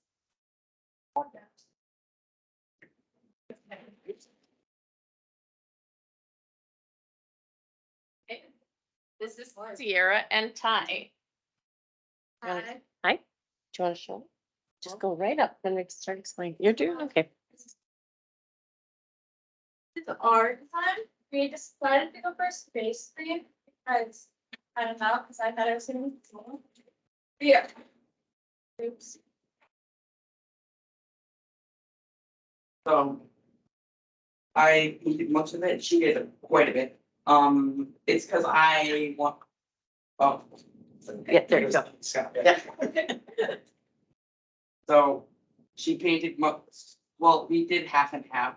I kind of did her halfway through, because I was really tired. So, as you can see on it, there is a bunch of space themed objects such as the moon, the earth, an astronaut. Oh, and here's a fun fact. One astronaut created a device to scratch his nose because it's a helmet, you can't scratch your nose unless you want to not be able to breathe. So he got a piece of Velcro. It was a square. He put it into the helmet so he could scratch his nose, but the design was kind of weak and fell off quite easily. So he made his design better with a stand to push it out more so it's easier to push to your nose. And yeah. Okay. So on the inside, there's the asteroids right there, and then I did a little curve so it wouldn't just go straight up and then go back down. And one of the hardest parts was putting these in, so I didn't want to accidentally break it. So I had to make sure it was sturdy enough. It took a few hours to do, but it was worth it. And then we have plenty of marbles. Sizes. Ones of different size. And you have to put them in. And then Ty made this. You have to pull it back, and when you push, it goes in and then goes on those. And then there's like 200 points, 1,000 points, and 100 points. And just sometimes they might not go in, yes, but on the inside there's these things, but if it goes into any of these, you still get the points. How we do it. And we had to keep it trying because sometimes we messed up with it.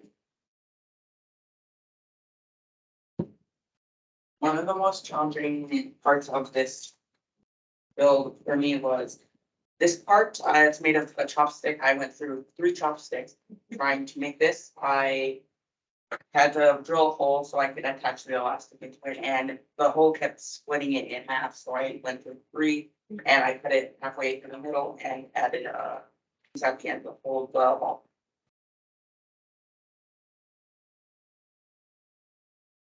And this part is where the marble pool. And these are all the marbles, and that's how many turns you get, and you try and get to most points. Hitting it was a bit hard on the inside because you had to get it into all of those spaces.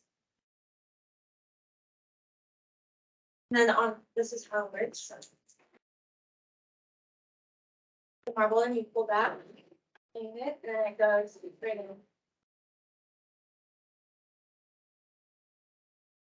Would anyone like to try? And we also need. Oh, and we have also presented it at the school. And we've been grading on it by the students. And it was a really fun project. You get to show me now. Okay, so you grab one of the marbles. You can pull it back. Quite hard. It's right here. Pull back.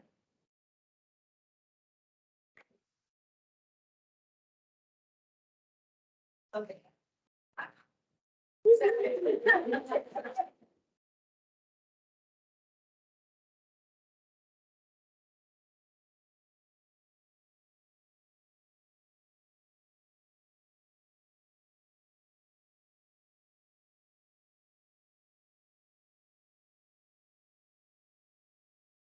Okay, so when we started the STEM club, all the students were involved in it from grades 5 to 9. And then we'd have certain challenges every Flex Friday. So on one Friday a month, the students come into the center and we plan activities for them. So there would always be a STEM activity, and both of these teams always kept winning the STEM activities because they were really good at them. But it was things from catapults to arcade games. A vending machine that they had at Halloween time to try and give out candy at like a candy distributor. And right now, so the STEM, this was kind of the end STEM activity. And then we started different clubs. Any questions? Stacy. Stacy Buca, Ward 5.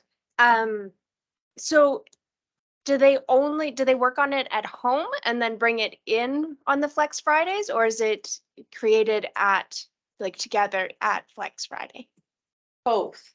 Okay. Some of the activities were just, they'd have their materials and they'd get the parameter sheet on Flex Friday, and they'd have to build it within an hour, like they had an hour time limit.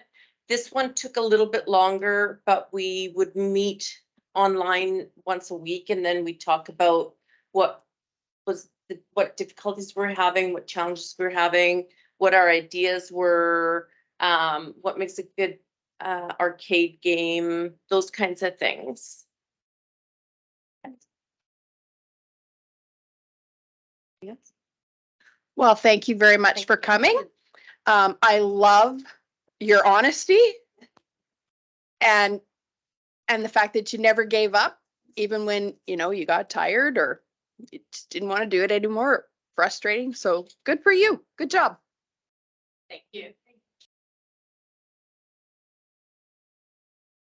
Oh. Thank you very much.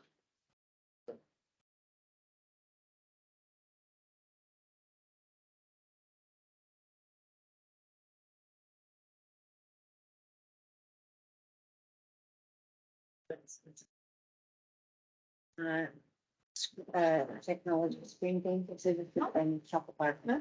Okay. So we're going to do a little jumping around in the agenda. We're going to move to 10.1.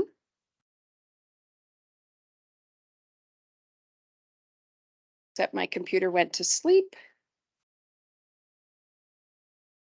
It's the attendance areas 2023, 2024. Shauna. Thank you, Shauna Warren, Superintendent. And so I'm going to go through this with the board. So this does require a board, a motion is required because this is for approval. And so the recommended motion is that effective for the 23-24 school year, that the Board of Trustees approve A, the creation of a legal attendance area for pre-kindergarten to grade 4, and B, changes to current attendance areas for Bonaccord, Camilla, Gibbons, Morinville, Nemeo, Redwater, and Surgeon Heights as presented here today. So just some background information. As a board, you are required by, as per the Education Act, that to direct resident students, and a resident student, again, a resident student is a student who lives inside our Sturgeon Public School Division boundary. And so as a board, that for attendance areas, that the board shall direct any resident student of the board to enroll in and attend a particular school operated by the board. So the board policy 200 on attendance areas states that resident students of Sturgeon Public School Division are designated to attend schools in attendance areas established by the board. While resident students are designated to attend schools in attendance areas established by the board, educational or programming needs of students or student parent preferences may warrant consideration of allowing attendance at a school other than the designated school. Resident students may register in schools other than their designated school, providing there are sufficient resources and facilities available to accommodate the student. Resident students may also register in programs of choice, like Logos or French Immersion, at division schools, and you know that those programs are only offered at certain schools. And when a student attends a school outside of a designated attendance area, transportation may become the parent's guardian independent student's responsibility. And so just a reminder that Sturgeon Public School Division attendance areas have not been updated since the division gained access to both the town of Morinville and the town of Legal back in 2011. And the current attendance areas that we use right now reflect the board approved attendance areas prior to the addition of the two towns, so Morinville and Legal, to our school division attendance boundary. All of the proposed attendance areas have boundary lines running through fields rather than down roadways wherever possible. This does help reduce the conflict between people living across the road from each other and residing in different catchments. And administration has also proposed boundaries that follow natural boundary lines such as rivers and provide more clear internal attendance boundary lines. The attendance area changes have also been established to support transportation services and to support the current routing, and were created with minimal family disruption.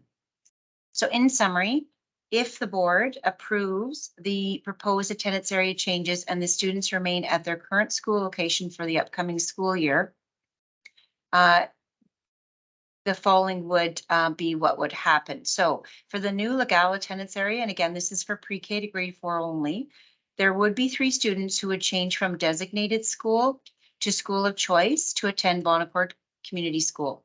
That means that as per policy 200, the students may continue to attend BACs for the 23-24 school year, providing there are sufficient resources and facilities available, and transportation may become the parent's responsibility. And then for 2, for the changes to in the other attendance area boundaries, A, there would be 12 students who would change from school of choice to designated school to continue it if they remained at their current address and to attend their current school. 7 of those 12 students are currently accessing transportation services. And then B, there would be 5 students who would change from designated school to school of choice to continue at their current schools, and all 5 are currently accessing transportation services. So the attached pages have the summary, and so we do have our current map. So the top of the next page has our current attendance areas, and the yellow line does have the proposed changes. And in the main map, it might not be overly clear how the breakdown works. And so each area of the map is zoomed in on for each attendance area. So for board and for our stakeholder information, we did provide our updated utilization rates based on the January 5th, 2023 frozen count. So that, of course, when we talk about frozen count, that is Alberta Education when those enrollment counts are frozen as of that date. And that we have adjusted our utilization rates as for updated information about children who are coded severe, that they actually get 3 times the space. So for your information, there are some of our schools that are in this study, this summary that provides you with the capacity of the school. So what Alberta Education deems as what the maximum of that school would be for student attendance. And then you have the frozen count, then you add the utilization rate, and then you have the adjusted utilization for severe.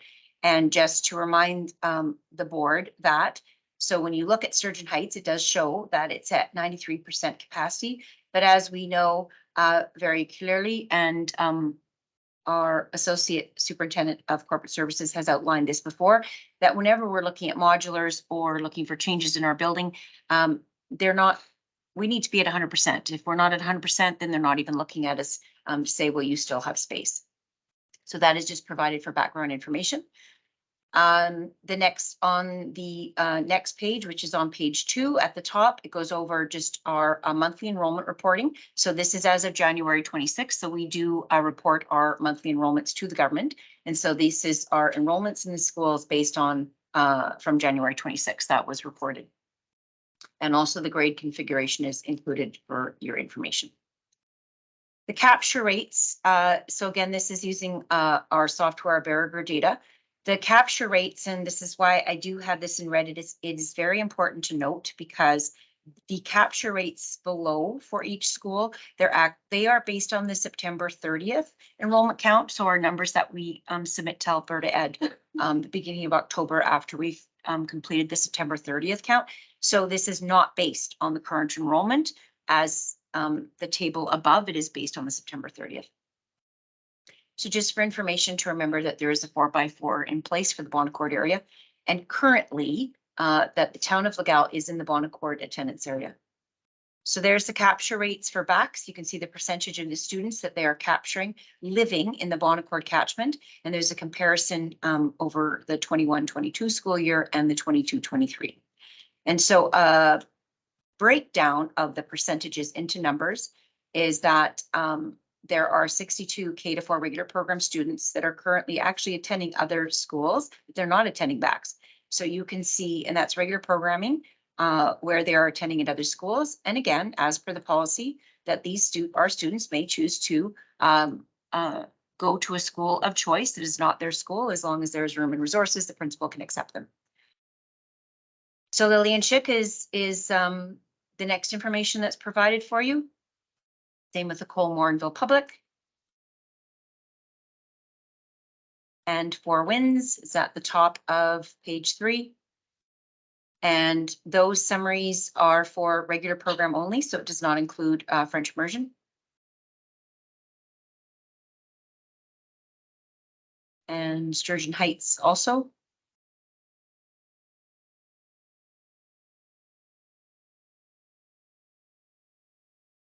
And then Legal Public School. So just for your information, when you get to the Legal, that this actually did create a study area of the current catchment. So it's just to show that that would include the catchment, the attendance area that is proposed here.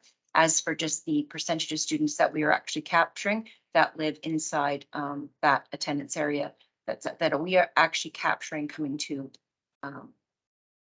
Legal Public School currently.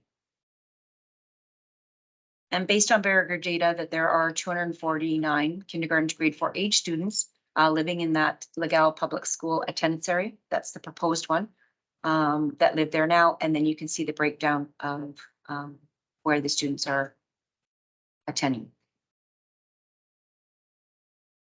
The top of page 4, it does show the new proposed Legal attendance area for pre-kindergarten to grade 4 only. And so that does mean that if the board was to approve this, that the grade 5 to 9, that their designated school would remain Lillian Schick, and that is unchanged from last year's board motion. And that high school, of course, Sturgeon Composite High School would be the designated school.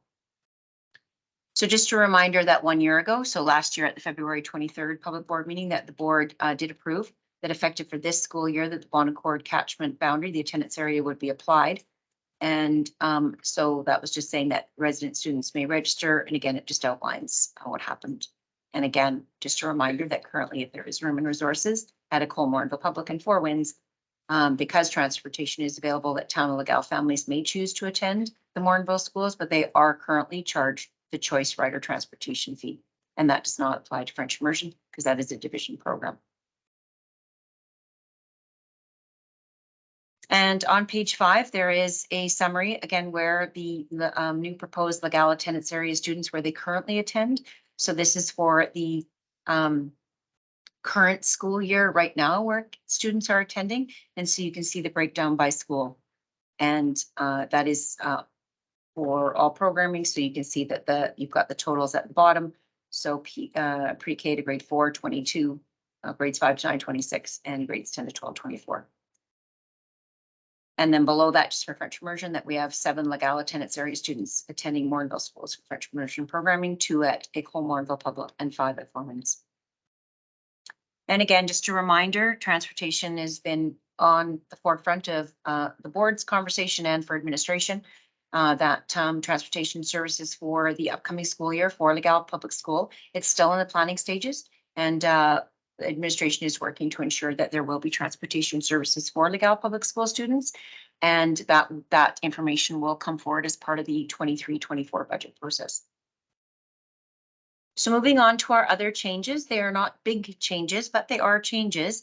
And again, just a reminder, we did walk through some of this with our administrators yesterday at Admin Council, and because a lot of people do ask the question, you know, can you please unpack why do our attendance areas look the way they do? And the big piece for the town of Morinville is up until, 12 years ago, we did not have access to the town of Morinville. And so that was predetermined for us as to where that boundary was.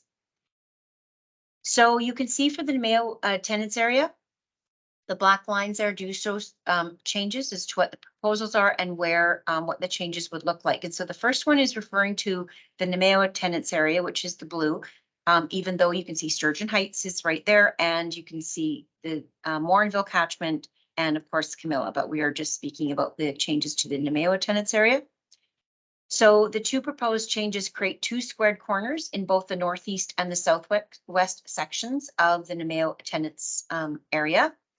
So part of the Sturgeon Heights area would become Nemeo.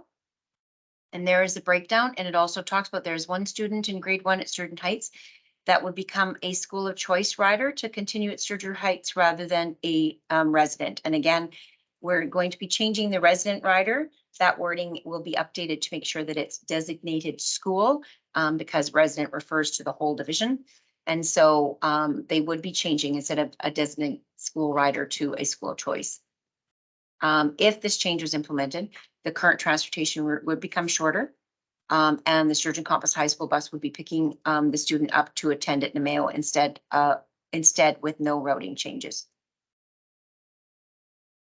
And then for the second change, there are no students that would be affected by that change. And then the second one is part of the Gibbons attendance area would become Nemeo, and no students would be affected by this change. Top of page 7, Sturgeon Heights attendance area. So now you can see the map. It's very similar to what you were just looking at, except now it does capture the Sturgeon Heights catchment, and it's got 2 of the changes. One you can see Camilla there, and the other one you can just see it squares off the one corner. So the proposed Sturgeon Heights attendance area changes. Part of Sturgeon Heights attendance area would become Camilla. And so there is 1 family, 2 students that would become school of choice instead of designated school students to continue at Sturgeon Heights. The students are in grade 4 and kindergarten, and they would not have access to transportation from their home to Sturgeon Heights. Of course, there could be other options, but there would be no, but there will also be no route changes for them to attend their designated school, which would be Camilla School. The second part of that is part of Sturgeon Heights will become Nemeo, and there is one student in grade 1 affected, as listed above in the Nemeo attendance area section. And again, that was to clear the corners as addressed above in the Nemeo attendance area. And then the last two pieces of that is that part of Camilla would become Sturgeon Heights. There would be no students affected by this change. And same thing, part of Sturgeon Heights would become Morinville. And that is the one area of Morinville. And you can see it's a small area, but it is the south end of Morinville that there is new development in that area. And so administration is proposing that that does become part of Morinville catchment because it currently is very close to Four Winds, et cetera, and that would be the best decision for that. And currently there would be no students that would be affected by this change. And just a reminder, because Cardiff is very close in there, Cardiff remains unchanged, that those families have the choice between Nemeo School and the Morinville schools. So for the Camilla attendance area, again, this is very similar because we just went through them for Sturgeon Heights. So part of Camilla would become Sturgeon Heights. No students are affected by this. And part of Sturgeon Heights would become Camilla attendance area.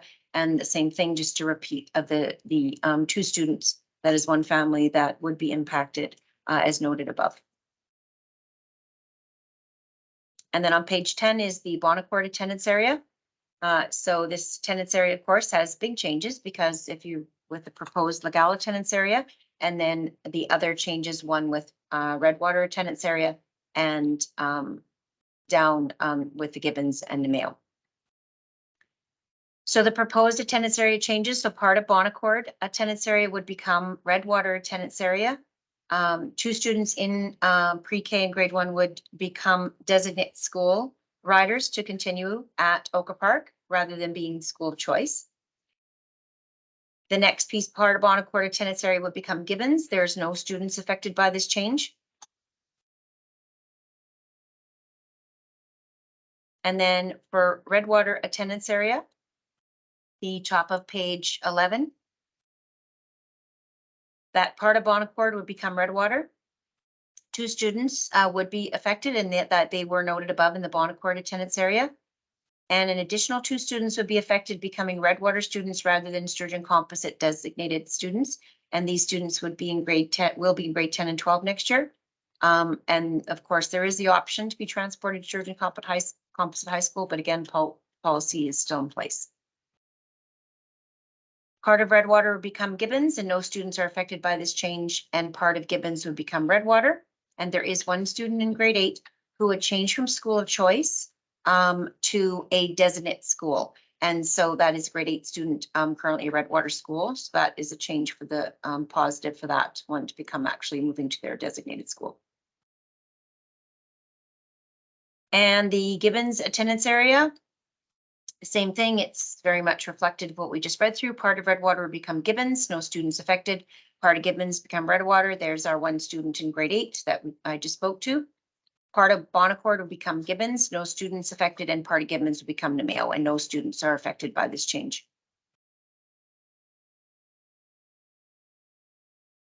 And top of page 13, the Morinville attendance area. So there is the one change, and it is in the bottom right there.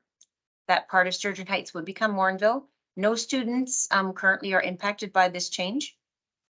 And again, as I said before, this is to capture, to make sure that that area that is developing, that it is actually captured as part of the Morinville attendance area. And that is the end of the summary, and administration is prepared to respond to questions. Any questions on the presentation? Janine. Janine Peckwood, Ward 1. If we could go way back up to page 2, under 2A, I feel like you said there would be 12 students who would change from school of choice to designated school, but my sheet shows 3. I was just wondering which is the correct. Thank you. And so thank you, Trustee Pequin, and I should have said that before I started. So yesterday, when we were comparing our Verriger data to the report that for transportation, we actually did find some discrepancies, and so we cleared that up last night. So the package on the website, the digital one, is updated, And so it should read as I stated. Let me get there. I've lost my page. I apologize.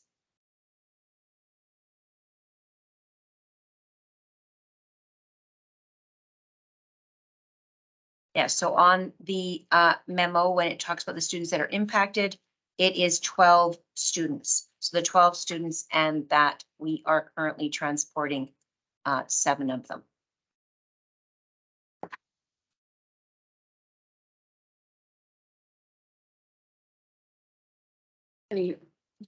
Cindy? I think it's great. I think we've had to do this and it was minimal consequences to our school population. I do have one concern.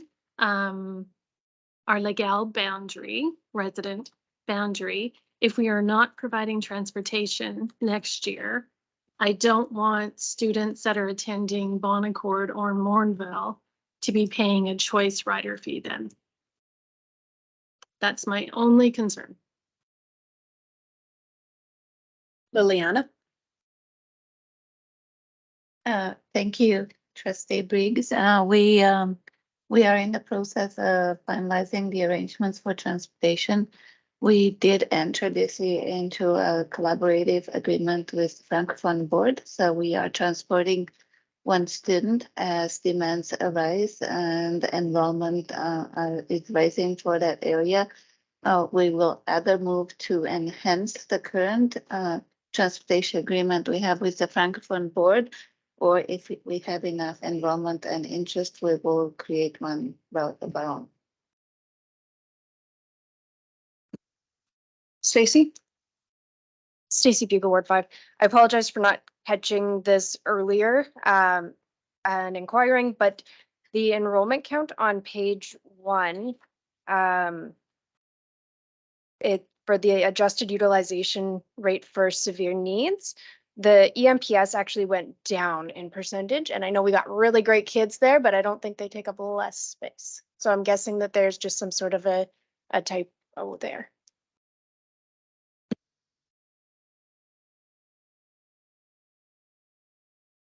Liliana?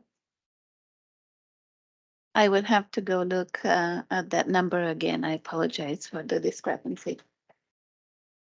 The numbers on the adjusted are the formal numbers though. So if any change will be the second column from the right.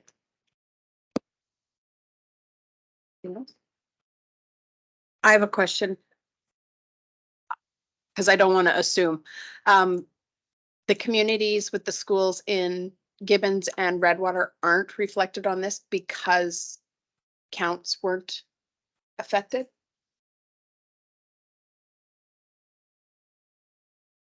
Liliana? Yes, counts are available and we do have the information. We just provided is a selected number of schools, but we can bring forward more information.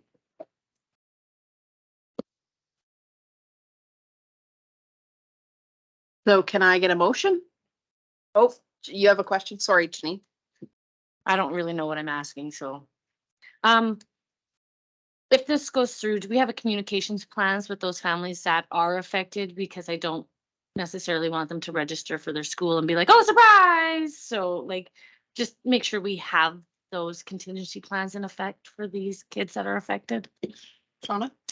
Yes, so what we have pending board approval. If the board does approve these changes, we've actually identified the specific families. We have communication ready to go out, and the trustees will get the information first. We will send you the information first.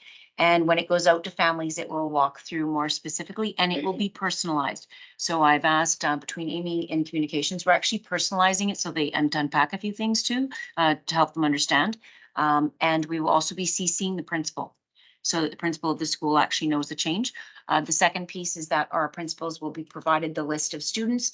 If they are changing to a new school that's now their designated school, our principals want to be part of that communication and even to reach out to families, you know, would you like to come see the school, et cetera, because we are a team.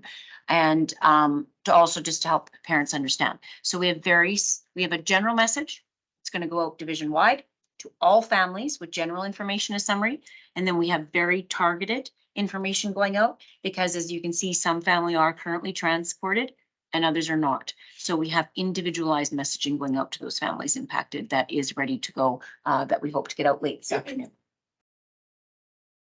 Can I just reply? Thank you for that specialized approach for these families, because that's huge. So getting the principals and the schools involved and can you come tour, and that I really appreciate taking care of our families with these changes. Stacy? Just one quick comment before we move on. We've been looking at this since last year. It came across our table and we decided we needed more information. Just because it's a public board, I don't know how many people are online that are parents, none, it looks like, as part of the division, but I want to just note that I have brought it out multiple times about the size of Morinville's catchment area being quite small. And as the superintendent alluded to, is that it's because historically we weren't allowed in Morinville. So it was quite a tight boundary. And we have had discussions about the capacity and utilization rates of our schools. And we are all very well aware that we've got a lot of families that live close to Morinville, but have always been a school of choice. And that discussion's ongoing, and hopefully one day we get bigger schools and more capacity so we can stretch out a little bit further. But just so that conversation is always ongoing to make sure that we're having equitable availability of all our schools.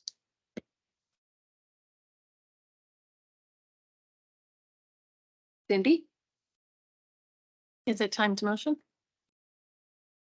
I move that effective 2023-2024 school year, the Board of Trustees approve A, the creation of legal attendance area for pre-kindergarten to grade 4, and B, changes to the current attendance areas for Bon Accord, Camilla, Gibbons, Morinville, Nemeo, Redwater, and Sturgeon Heights, as presented at the February 22nd, 2023 public board meeting. All in favor? Unanimous. Thank you. All right. Thank you for entertaining my dance around the agenda. We're going to go back to reports. Advocacy Committee.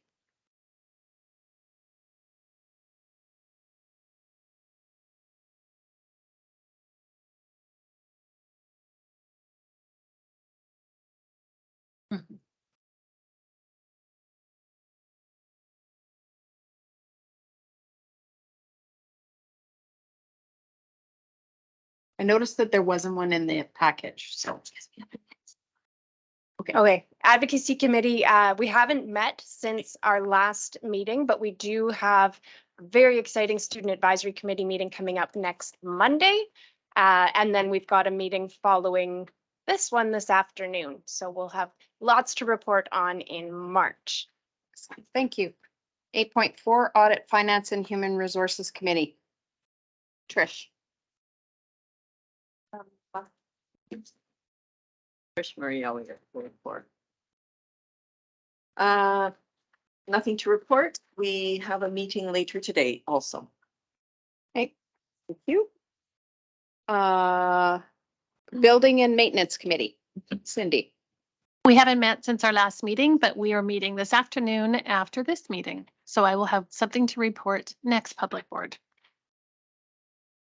Policy Committee. Janine. We have nothing to report at this time. Transportation Committee. That's usually Joe. Does anybody on that committee want to, or do you want me to go through this? You want, okay. How about you, committee member? We met last Thursday with the contractors. Is that correct? Last Thursday? The 16th, yes, with all our contractors to go over the new RFP process. And it was very well received from my taking from the meeting. I think administration did a wonderful job presenting and working together, building relationships with our contractors. Do you have anything to add? Trustee Busica? Oh, yes, we also met on February 8th prior to our meeting. Anything else to add? Ooh, what day is that? Administration is also having a bus driver appreciation day because it is National Bus Driver Appreciation Day that day. On what day is that exact? On May the 3rd for all our contractors and drivers.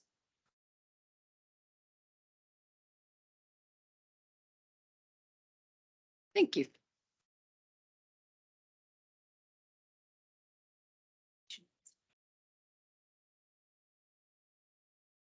Okay.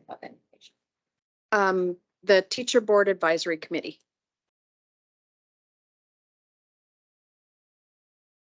I don't know who's the chair of that one. Okay, who would like to speak on this? Janine Pequin, Ward 1. Me and Trish are new to the Teacher Board Advisory Committee meeting, and I think Tasha's also on it, but Tasha did not attend the meeting, so it was a fly by your pants. Thank heavens we have Lisa with us to tell us what to do. So there is no chair, is there? So we just discussed the calendar. So the teachers gave us their feedback on the calendar. And yeah, answer any questions if you have any. Okay, thank you. Shauna, you wanted to update us? Thank you. And so Liliana just found that information. So there is a typo on the utilization rates. And so for Ecole Morinville Public, again, this is on page 1. Ecole Morinville Public, you have the capacity at 724 students. The frozen count was 530 as of January 5th. And it does say right now that utilization rate is 75.1%. That should be 73.2. So we will update that, and the adjusted utilization 8%. So we will make sure that the package is updated on the website and correct that. Thank you. Special committee reports. Alberta School Boards Association. Janine. Zone 2-3 is meeting this Friday. I've sent the agendas out, so if anybody wants to join via Zoom, there's no extra charge, and the link is with the agenda. So I will report more on that on COW. Thank you. Public School Board Association of Alberta. Trish? We had our council meeting on February 9th and 10th. I have posted all the documents onto Google Drive, which are the summary of the professional learning and the business meeting agenda, which had a lot of information, and a copy of the PSBA annual report, which I also have a few hard copies if anyone wants to look at that. I really enjoyed listening to Graham Thompson, who is the guest speaker for the dinner. He's always fantastic. He talks mostly about politics, and his comments were off the record, but he had a few interesting tidbits that I'll just quickly share. One thing he said to watch for is if Travis Taves stays, that means there's good unity within the party. If he leaves, there's still a lot of infighting. So that would be a sign of how they're doing. He said the budget on February 28th should have lots of spending because it's prior to the election. The original version of the Alberta Sovereignty Act was undemocratic, giving too much power to caucus. One thing he said that was interesting is the premier had got herself into trouble for saying she was making these phone calls inappropriately. But there's a feeling out there that she's just saying she's making these phone calls and she isn't actually making these phone calls, which in her case probably saved her because phoning the AG or the Justice Department and trying to interfere could have caused her some severe problems. But they feel that because nothing has come up, she didn't actually really communicate with these people. So she just said she did. She told her backers she was doing this for them. The UCP campaign, he feels, will be quite negative towards Rachel Notley, because she is a very huge positive to the NDP, her personally, so they're going to target her. The top issues going into this election are probably cost of living, healthcare, economy, and lower taxes. And in Graham's view, the biggest story to keep an eye on, which might influence the election, depending on how it goes, is this liability management incentive program, which was formerly known as the R-Star program. And basically, before the premier was the premier, she was lobbying the government on behalf of the oil and gas industry for a similar program. And basically, it wants to provide companies with incentives to clean up after themselves, even though they have already been compensated to clean up after themselves. But the current problem is that this program is not being enforced by the government. They are not cleaning up after themselves. And that leads to my question of, well, giving them more money, what makes us think they're going to use that to clean up after themselves when they're not doing it now? But anyway, keep an eye on this. I've seen quite a bit of talk in the paper about it, depending on who runs with it and yells about it. This could have some negative influence to the election, or maybe people don't care. Friday, we had some good discussions on the draft 5-year strategic plan, which is also on Google Drive. I encourage everyone to look at that, as well as the election readiness plan. So the association would like us to discuss the election readiness plan, which brings the question, and as Stacy said, our stakeholders are wondering about this. Does the board have any time set aside to discuss and develop election strategies? And one thing we heard is the next 60 days are the times that we will be able to get to meet with candidates, because the last 30 days prior to the election, they are going to be booked up. They're going to be doing their things. They're going to be having their coffee houses and barbecues and that sort of thing. So it will be really hard to get hold of them. So if we want to present our points of view to any candidates, it would be very good to do it in the next 60 days. Also, many of you may have noticed that I left in front of you the new Truth and Reconciliation booklet from PSBAA. So there's a copy for each of our trustees. And the April 13th and 14th meeting schedule is out. There's some great professional learning sessions that are booked if anyone wants to join. If you haven't seen the lineup, let me know, because I've got a copy of it here. And the Thursday evening dinner guest speaker is Janet Brown. So just prior to the election, that will be a fascinating, I'm sure she'll have some great things to hear. So any questions on PSBAA? Stacy. Stacy Bugle, Ward 5. Just a comment about my advocacy strategies for the upcoming election. That is on the agenda for our advocacy meeting this afternoon. And at Zone 2-3, most of the afternoon, there's going to be a best practices discussion about it within all the school boards, as well as, if anybody is interested, school of choice transportation fees and a curriculum check-in. So Zone 2-3 is going to be kind of digging into what different boards are doing for advocacy as well. So hopefully by committee of the whole, we should be able to have a solid discussion, I would hope, at this table. Thank you. No unfinished business, notices of motion. I don't see any information. Okay, 14.1 ATA QP. I don't see any representatives, any community members out there. Nope. Any media? See any? Any requests for information? Okay, can I get a motion to go in camera? Janine, all in favor? Okay, so for those of you that are online, we are going to go in camera and we'll be out later. On in camera, remote. Janine. Thank you.